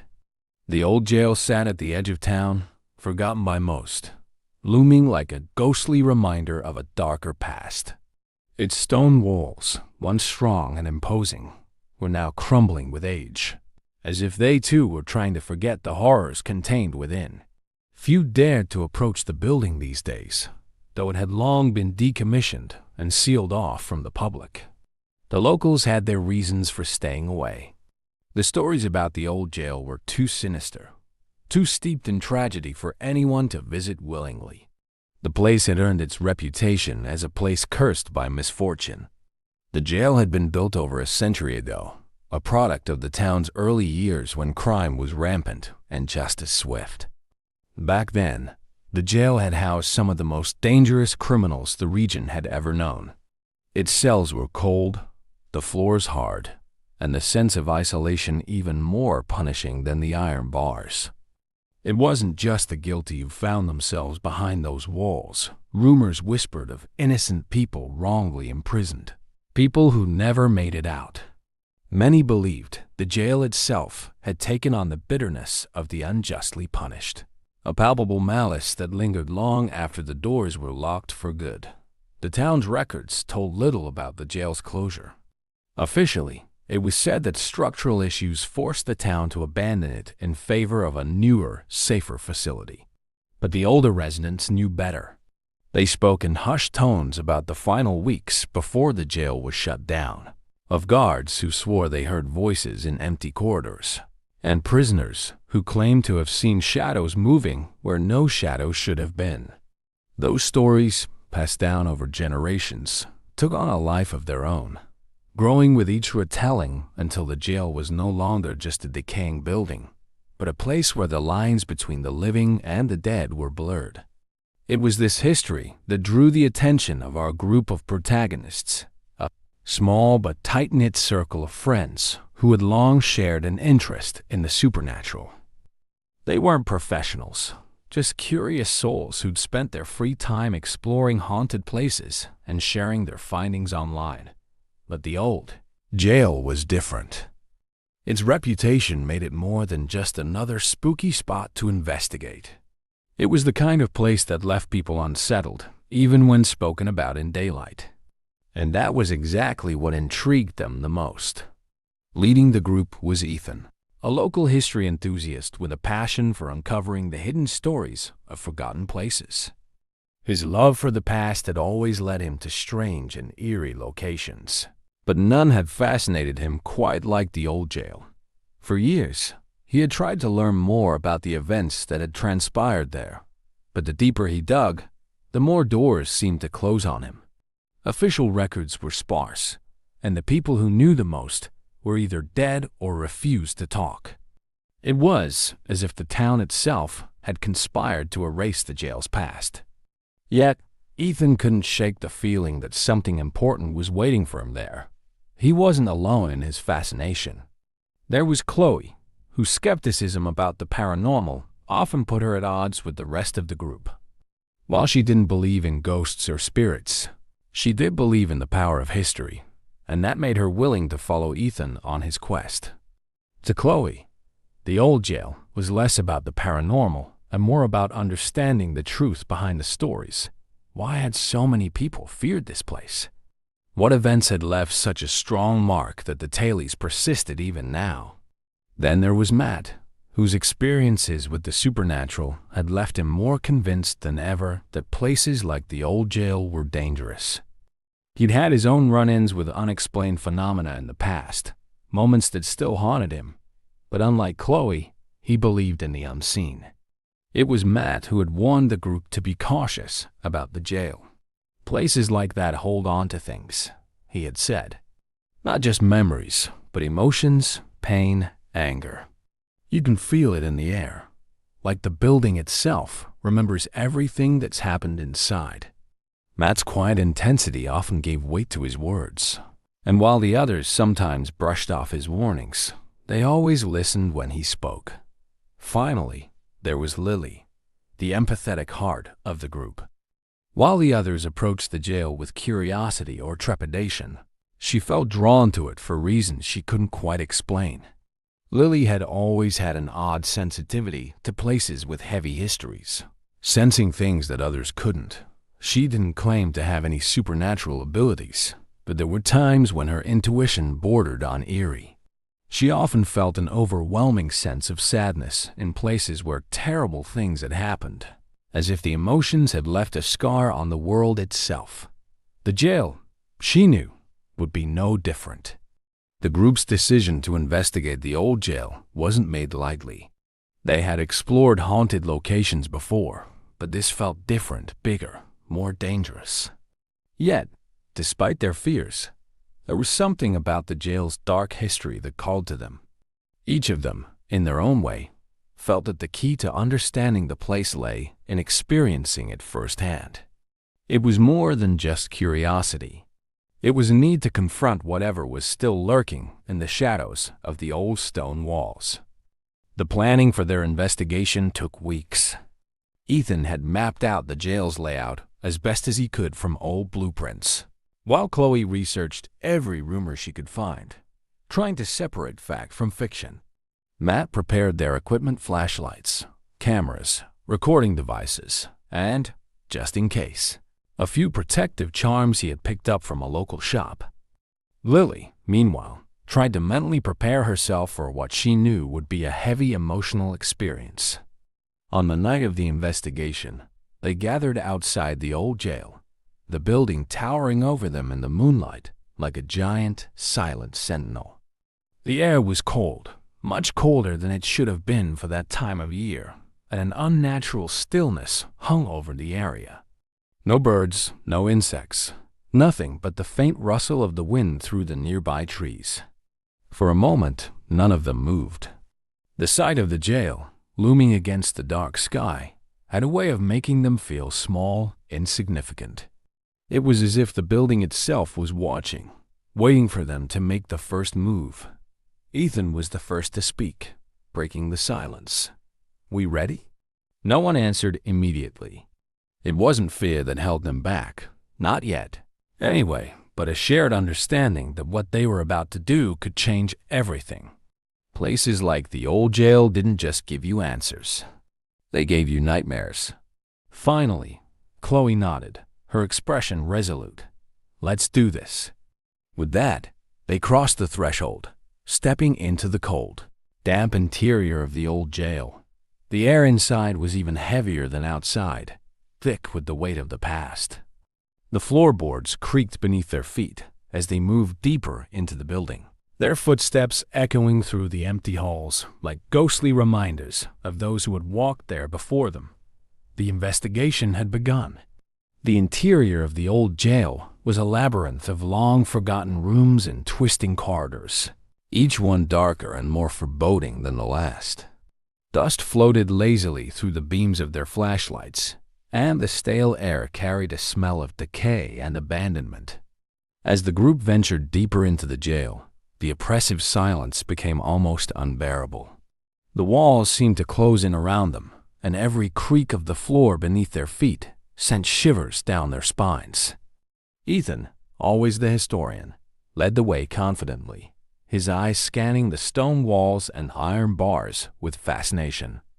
He'd read countless stories about this place, but seeing it up close was something entirely different.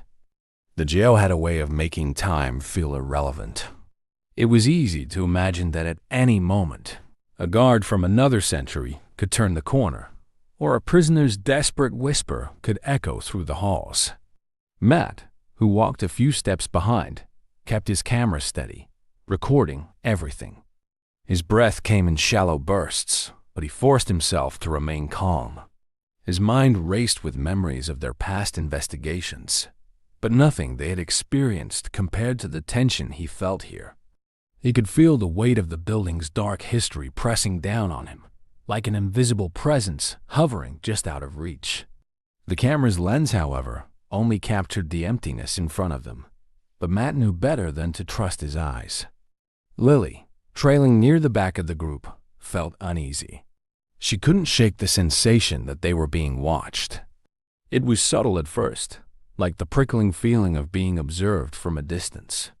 But the deeper they went into the jail, the more intense it became, as if something or someone was lurking just beyond the edges of their vision. She tried to push the feeling aside, chalking it up to nerves, but it gnawed at her. Chloe, the skeptic of the group, had her arms crossed, half listening as Ethan recited another historical fact. She wasn't here to chase shadows or look for ghosts. To her, this place was just another crumbling building. She respected history, yes, but she didn't buy into the idea that a place could hold on to its past in such a literal way. Still, there was no denying the unsettling atmosphere. "It's just an old building," she muttered under her breath, but even she couldn't ignore how thick the silence was. It felt unnatural. After an hour of exploring, they reached the jail's main cell block. The iron doors of the cells stood open, their rusted hinges frozen in place after decades of disuse. Ethan moved closer, examining the cells with reverence. This was the heart of the jail, he explained, his voice quiet but clear, where most of the prisoners were kept, waiting for trial, punishment, or worse. Lily shivered as she peered into one of the cells. The walls were scarred with marked scratches, words carved by desperate hands. She could almost feel the despair that had been left behind, like an invisible stain on the stone. "What do you think they were thinking?" she asked, her voice barely above a whisper. Ethan didn't answer right away. His eyes traced the lines etched into the walls. Probably that they'd never get out. Suddenly, a loud clang echoed through the corridor. The group froze, their flashlights darting toward the source of the sound. One of the cell doors had slammed shut on its own. Matt's heart raced. "Did you see that?" he whispered, though no one needed to answer. They had all seen it. The door, which had been stuck open for years, had somehow slammed with enough force to send a tremor through the floor. "Probably the wind," Chloe said, though her voice lacked its usual confidence. Ethan walked cautiously over to the door and gave it a push. It didn't budge. He tried again, this time with both hands, straining against the weight, but the door stayed firmly closed. "No way the wind did that," he muttered, his brow furrowing. The tension in the air thickened. They continued to explore the cell block, but now, every sound, every flicker of light set their nerves on edge. It was as if the building itself had come to life, watching them, waiting for them to make a mistake. They moved on to the lower level, where the more dangerous prisoners had been held in solitary confinement. The temperature dropped noticeably as they descended, and even Chloe couldn't deny that something felt off. The air down here was heavier, almost suffocating. Each step echoed louder, bouncing off the walls in a way that made it sound like someone or something was walking right behind them. Lily's discomfort grew. She could feel something here, something old and angry. She didn't know how to explain it, but the sensation was undeniable. She stopped in front of one of the solitary cells, its door slightly ajar. "Something happened here," she said softly, her eyes fixed on the darkness inside the cell. Matt aimed his camera at the cell, panning slowly. "What do you mean?" Lily didn't respond right away. She stepped closer to the door, her hand hovering over the cold iron. "It feels heavy, like there's still someone in there." Chloe rolled her eyes, though there was a nervous edge to her expression. "You're letting the stories get to you." But as soon as Lily touched the door, something shifted. The air seemed to pulse, and a low, barely audible whisper echoed from inside the cell. It was so faint, so quick, that Matt wasn't even sure he heard it. But Lily recoiled, her eyes wide with shock. "Did you hear that?" she asked, her voice shaking. "Hear what?" Chloe asked, though even she was straining her ears now. Ethan moved closer, his curiosity piqued. "It was a voice," he said, confirming what Lily had heard. It sounded like a whisper. Matt replayed the footage on his camera, but the sound was too faint to pick up. Frustration mixed with fear as they all stared at the empty cell, the whisper still echoing in their minds. Whatever it was, it had been real. As they gathered their gear and decided to press on, Matt's camera suddenly cut out, the screen flickering before going black. He cursed it under his breath, tapping at the buttons, but the camera refused to come back on. "Great," he muttered. "Battery's dead." Ethan checked his watch. "We've only been here a couple of hours. That shouldn't have happened." "It's this place," Matt said quietly, glancing around. "It doesn't want us here." Chloe crossed her arms. "Or maybe you just forgot to charge it." But there was no denying the shift in the atmosphere. The sense of unease that had been lingering in the background since they entered the jail was now palpable. The air felt thicker, colder, and each step forward felt like they were walking into a trap. The group pressed on, though their excitement had begun to wane. Even Chloe had stopped with her sarcastic remarks. They made their way toward the warden's office, which, according to Ethan's research, had been the site of one of the jail's most infamous incidents. The details were murky, but there had been whispers of a sudden violent tragedy that had left a permanent scar on the jail's reputation.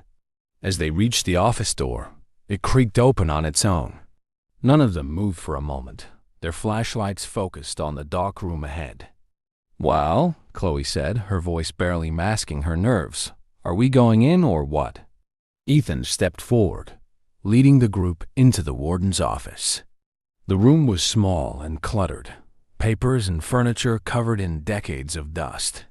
But there was something else here, something that made the hair on the back of their necks stand up.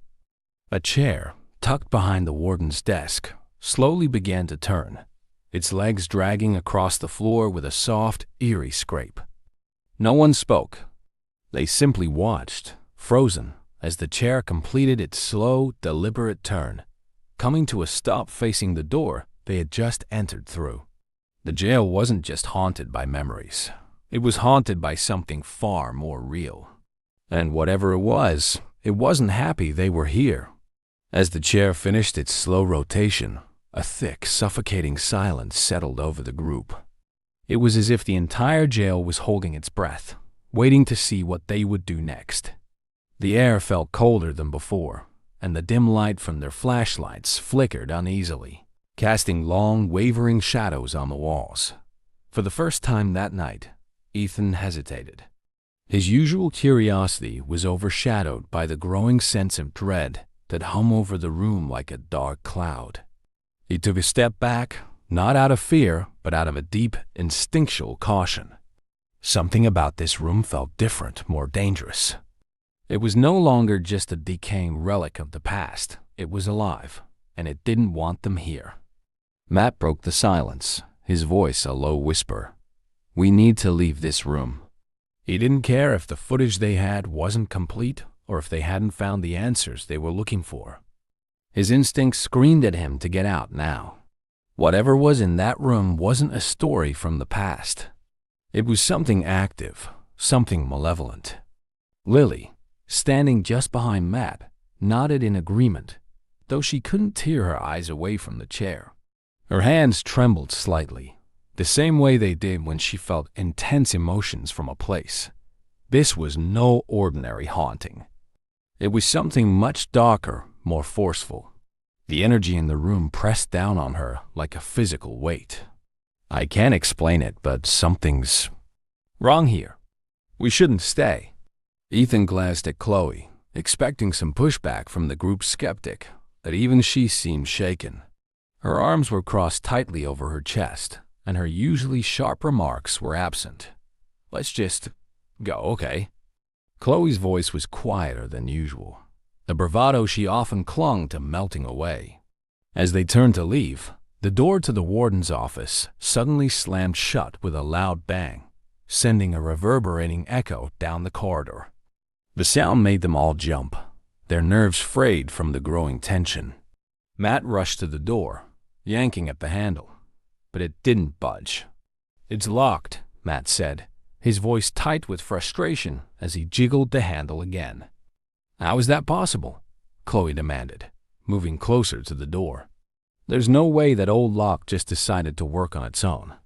Someone's messing with us." Ethan frowned, his mind racing for a rational explanation, but deep down he knew there wasn't one. The jail had a way of making logical thinking feel useless. He glanced around the room, searching for another exit, but the warden's office had only the one door. His heart began to race. "All right, everyone stay calm. There has to be a way out." Lily's breathing quickened, and her skin tingled with the overwhelming sensation of being watched. She moved toward the far wall, drawn by an eerie feeling that something or someone was standing just out of sight.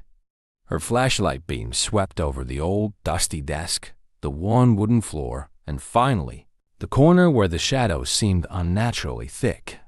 And then, in the stillness, they all heard it.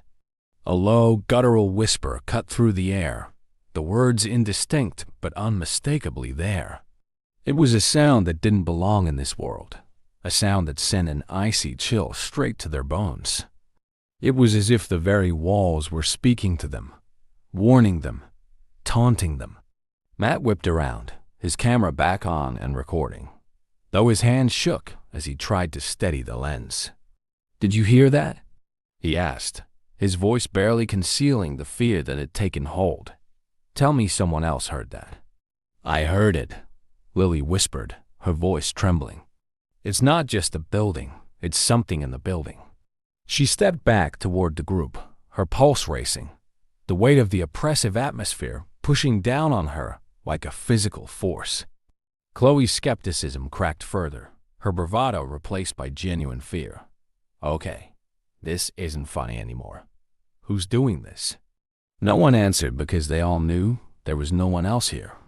Ethan's mind raced.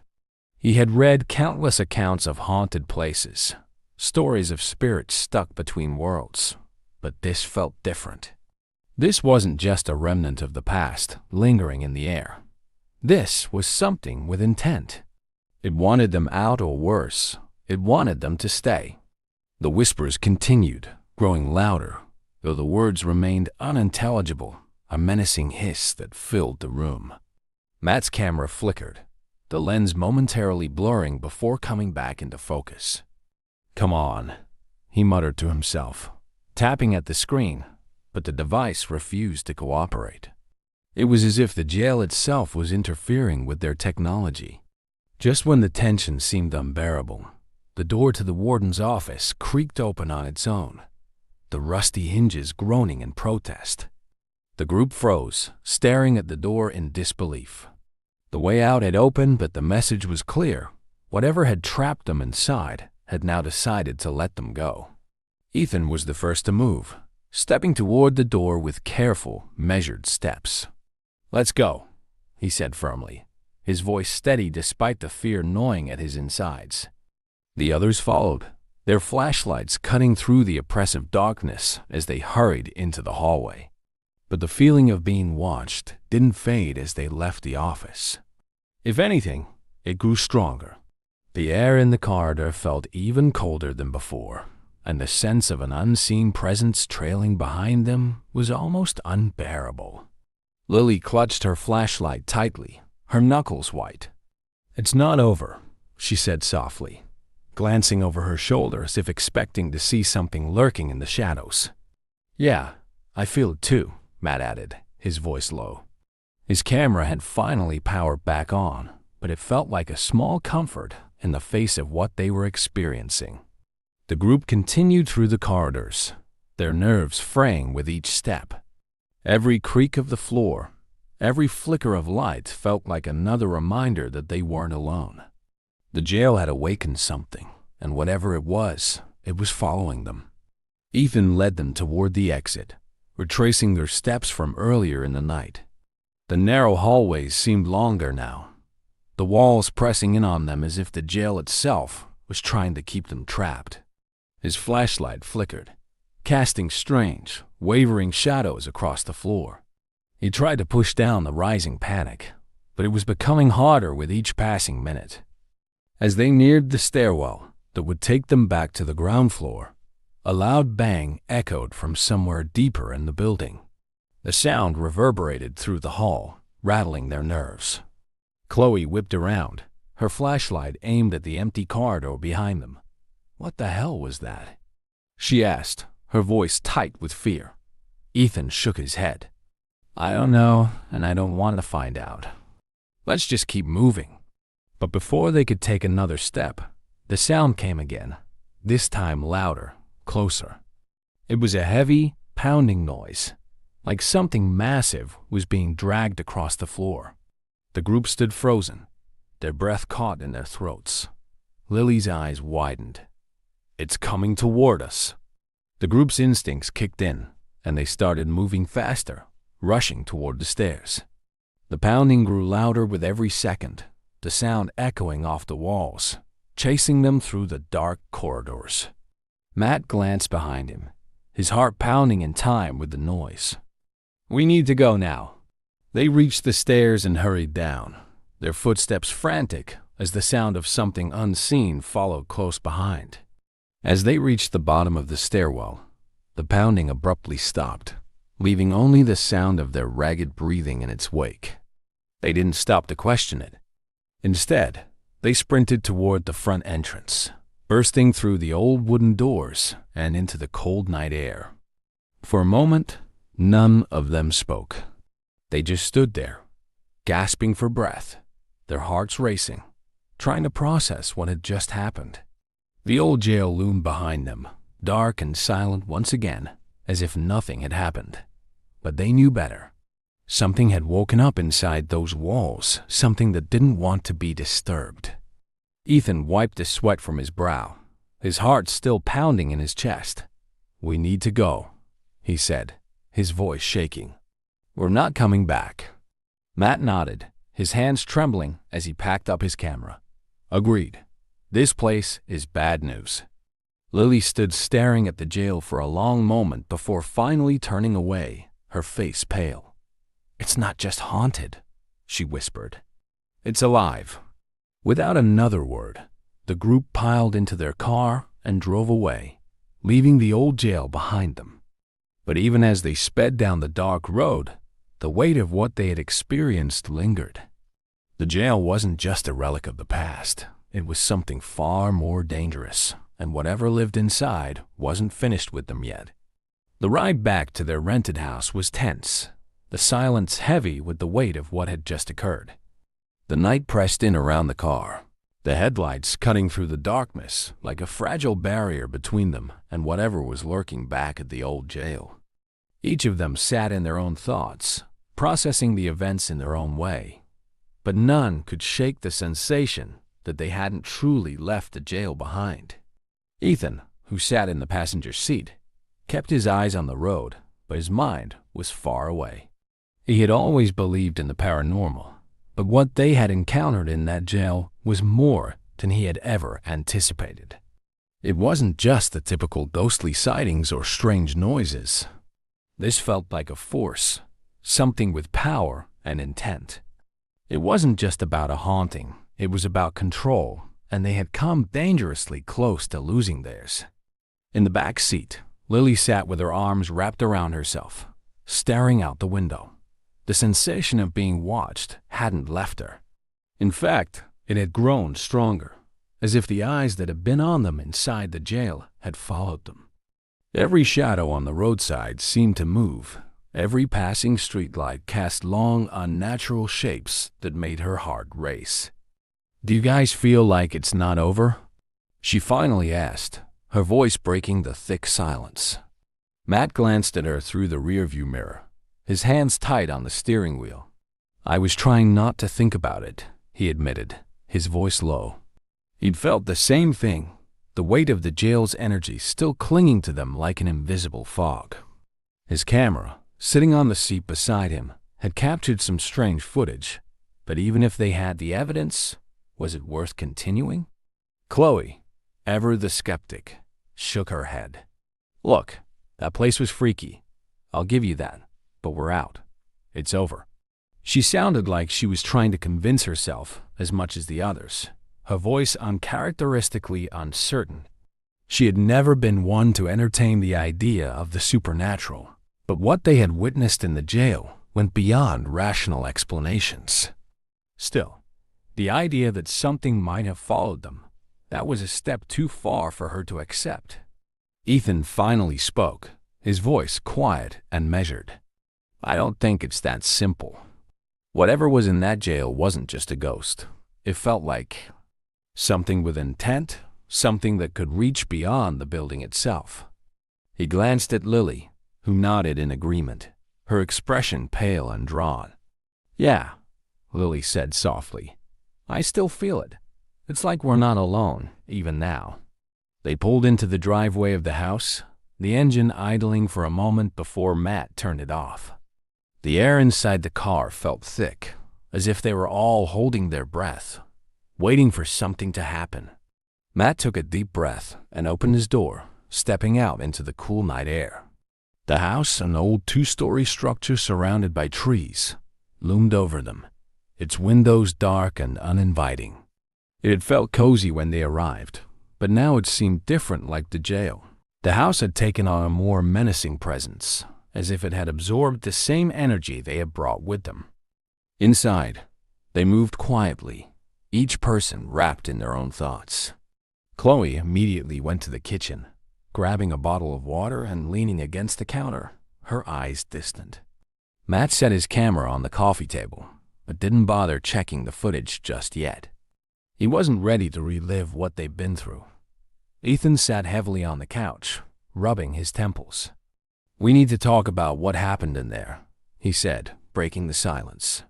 "We all experienced something beyond the usual haunted building stuff. That door slamming, the chair moving by itself, those whispers, it was all real." "Too real," Lily added, sitting down next to him. "It wasn't just some residual energy left behind. It was like something was actively trying to communicate with us or scare us away." Matt sighed, running a hand through his hair. It felt personal, like whatever was in there wasn't just reacting to us being in the space. It wanted us out, or maybe worse. It didn't feel like we were just observers. Chloe, still standing in the kitchen, crossed her arms. "Okay, but what's the alternative here? You're saying we were being targeted by some thing? That it's not just stuck in the jail but can actually follow us?"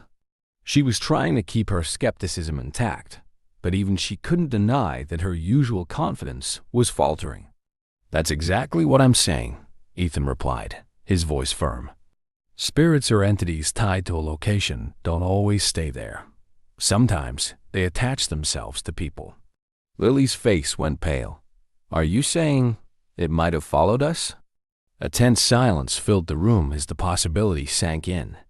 The idea that whatever dark force they had encountered in the jail could have attached itself to one or all of them was terrifying. But it wasn't just a theory. The unsettling feelings they had been experiencing since leaving the jail pointed to something much worse than they had imagined. That night, as they all tried to sleep, the house felt unnervingly quiet. Ethan lay awake, his mind racing with thoughts of what they had experienced. Every creak of the house, every whisper of wind outside made him jump. He knew better than to assume they were just hearing things. The jail hadn't let them go, not really. It was still with them. Around 3 a.m, Lily woke up with a start, her heart pounding in her chest. She sat up in bed, trying to calm her racing pulse, but something was off. The room felt wrong, like the air was thicker, more oppressive. She glanced at the door, half expecting to see a shadowy figure standing there, but there was nothing. Still, she couldn't shake the sensation of being watched. Her breath came in shallow gasps as she scanned the room. Then she heard a faint whisper, the same guttural sound they had heard in the jail, but this time it was in her room. She froze, her blood running cold. The sound was coming from the corner, the darkest part of the room, where her flashlight beam couldn't quite reach. "Is someone there?" she whispered, her voice trembling. The whisper grew louder, closer. She could almost make out the words, but they were too garbled, too twisted. Panic surged through her, and she fumbled for her phone, turning on the flashlight.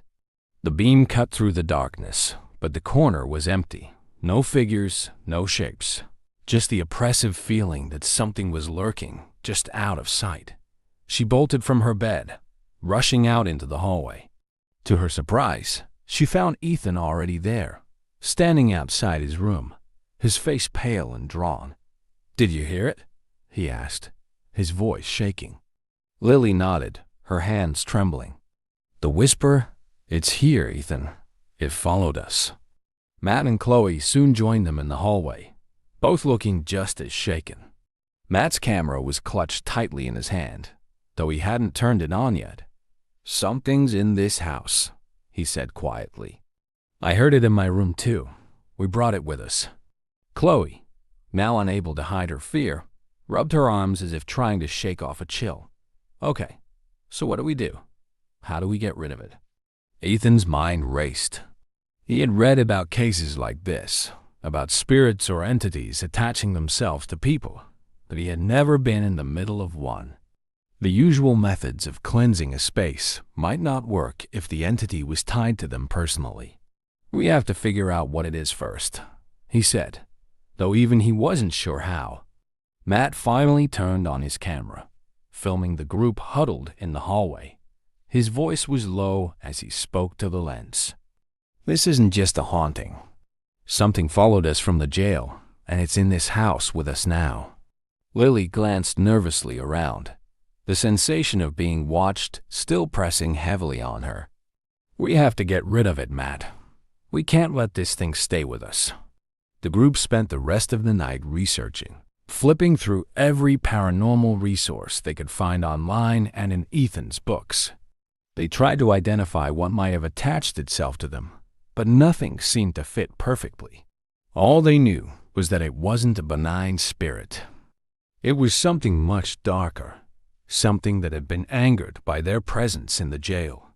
As the sun began to rise, casting long shadows across the house, they finally decided on a plan. They would return to the jail. Confronting the entity on its own turf might be the only way to sever the connection it had formed with them.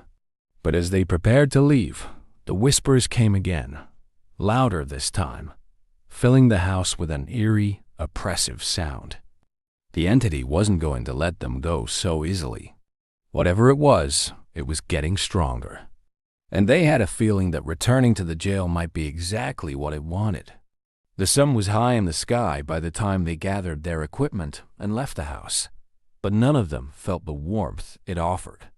Every step toward the car was weighed down by the oppressive sense of dread that had followed them through the night. Their exhaustion was evident. Bloodshot eyes, heavy limbs, and the nervous glances they exchanged spoke volumes. The entity wasn't done with them, and they all knew it. Ethan sat in the front seat, silently gripping the steering wheel as they drove back toward the old jail. His mind was a swirling mess of fear, determination, and uncertainty. Was this the right move? Would confronting the entity directly only make things worse? Every instinct screamed at him to turn the car around, but they had come too far to back out now. They needed answers and a way to end whatever had latched onto them. Lily sat in the back seat, her eyes focused on the road, but her thoughts miles away. The whispers had been relentless last night, growing louder as the hours passed, as if the entity was trying to wear them down. It had invaded her dreams, two dark, twisted visions of the jail, the warden's office, and that chair slowly spinning by itself. She shuddered at the memory, trying to push it aside. Matt was uncharacteristically quiet as he clutched his camera in his lap. His usual enthusiasm for documenting their experiences had evaporated, replaced by a deep sense of dread. He kept glancing at the viewfinder, wondering if he'd captured anything unusual in the house. But every time he checked, the footage seemed normal, until, of course, the camera would inexplicably glitch or the battery would drain. Something didn't want to be recorded. Chloe, who had been the loudest skeptic from the start, now sat with her arms crossed, her eyes flicking nervously out the window. She still clung to the belief that there had to be some rational explanation for everything that had happened, but even she couldn't deny the growing fear gnawing at her. This was no longer just an adventure, it was survival. The old jail came into view, standing tall and foreboding against the midday sky. It looked even more sinister in the daylight, as if the building itself was aware of their return. Its crumbling walls and barred windows seemed to watch them with a cold, menacing intent. "We need to stick together," Ethan said, breaking the silence as he pulled the car to a stop in front of the jail. "No matter what happens in there, we don't split up." Matt nodded, checking his camera once more. "Agreed. We don't know what we're dealing with, but we can't let it divide us." They exited the car and gathered their gear. Though the equipment felt like a flimsy defense against whatever awaited them inside. As they approached the entrance, the old wooden doors creaked open with a slow groan, as if the jail was welcoming them back. "Ready?" Ethan asked, his voice low and steady. Lily swallowed hard, her heart pounding in her chest. "Let's do this." Inside, the jail was eerily silent. The air was cold, much colder than it should have been for a building in the middle of the day. Shadows clung to the walls, twisting and shifting as if they had a life of their own. The oppressive energy they had felt the night before was even stronger now, wrapping around them like an invisible shroud. They made their way through the narrow hallways, retracing their steps from the previous night. Every creak of the floorboards, every echo of their footsteps made their skin crawl. It felt as though the building was alive, and it was watching their every move. Ethan led the way toward the warden's office, the epicenter of the strange events they had experienced. As they reached the door, a sudden chill ran down his spine, and he hesitated. The door, slightly ajar, seemed to pulse with a dark energy, as if something was waiting for them on the other side. "We go in together," Matt reminded them, though his voice wavered slightly. "No one goes in alone." With a deep breath, Ethan pushed the door open. The room looked just as it had the night before, dusty, decaying, with the old desk still sitting in the corner. But the atmosphere had changed. It was heavier, darker, as if the very air was saturated with malevolence. Lily's eyes immediately went to the chair in the center of the room. It was no longer spinning, but she couldn't shake the memory of it turning on its own. She stepped cautiously inside, her senses on high alert. "It feels stronger," she whispered. "Whatever it is, it knows we're here." Matt raised his camera, filming the room, though he was acutely aware of how futile it felt. Every piece of technology they had brought seemed to malfunction whenever they got close to the source of the disturbances. But he needed to try to document what they were about to face. Suddenly, the door slammed shut behind them with a deafening bang, trapping them inside. Chloe jumped, her breath catching in her throat. "Not again," she muttered, backing away from the door. This can't be happening again. The room seemed to darken, the shadows stretching and shifting as if they were alive.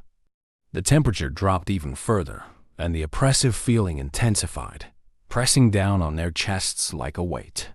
The whispering started again, faint at first, but growing louder, more insistent.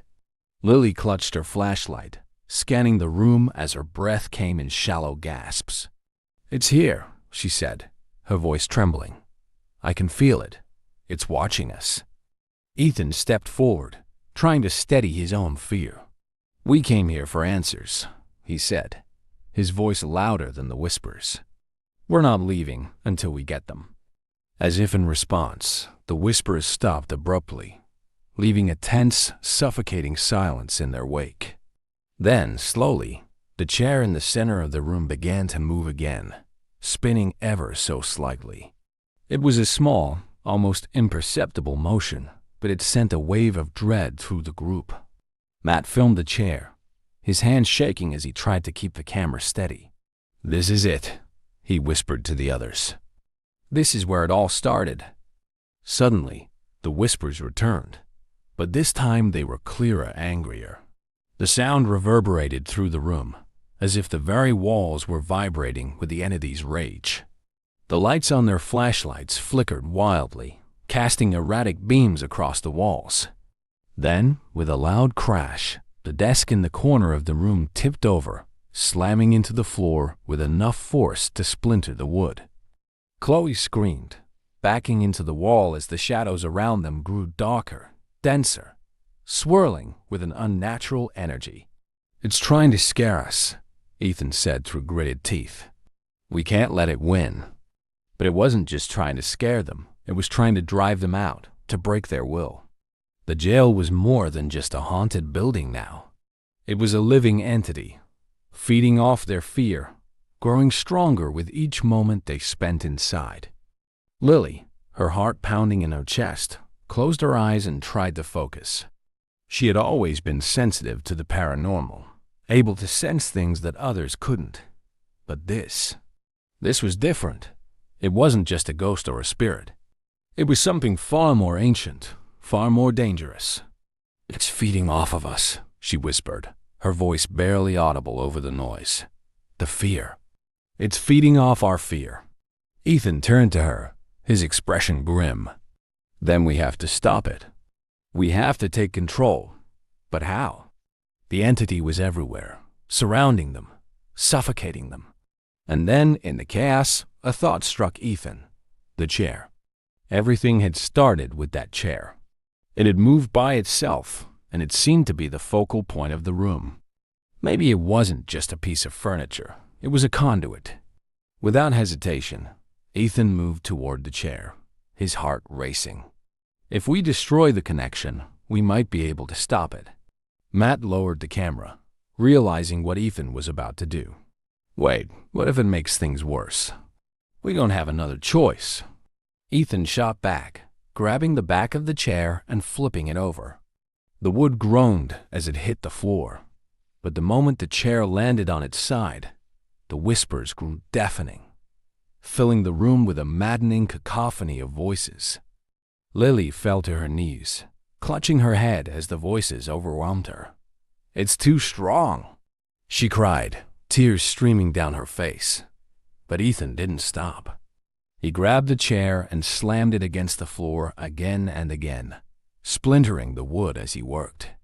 With each strike, the room seemed to shake, as if the very foundation of the jail was being ripped apart. Suddenly, with one final bone-shattering crash, the chair shattered into pieces. The whispers stopped. The shadows receded. The air, once thick with malevolent energy, grew still. For a moment, none of them moved. They stood in the middle of the room, their breaths coming in ragged gasps, waiting for something, anything to happen. But the jail was silent. It's over?" Chloe asked, her voice shaking. Ethan dropped the broken remains of the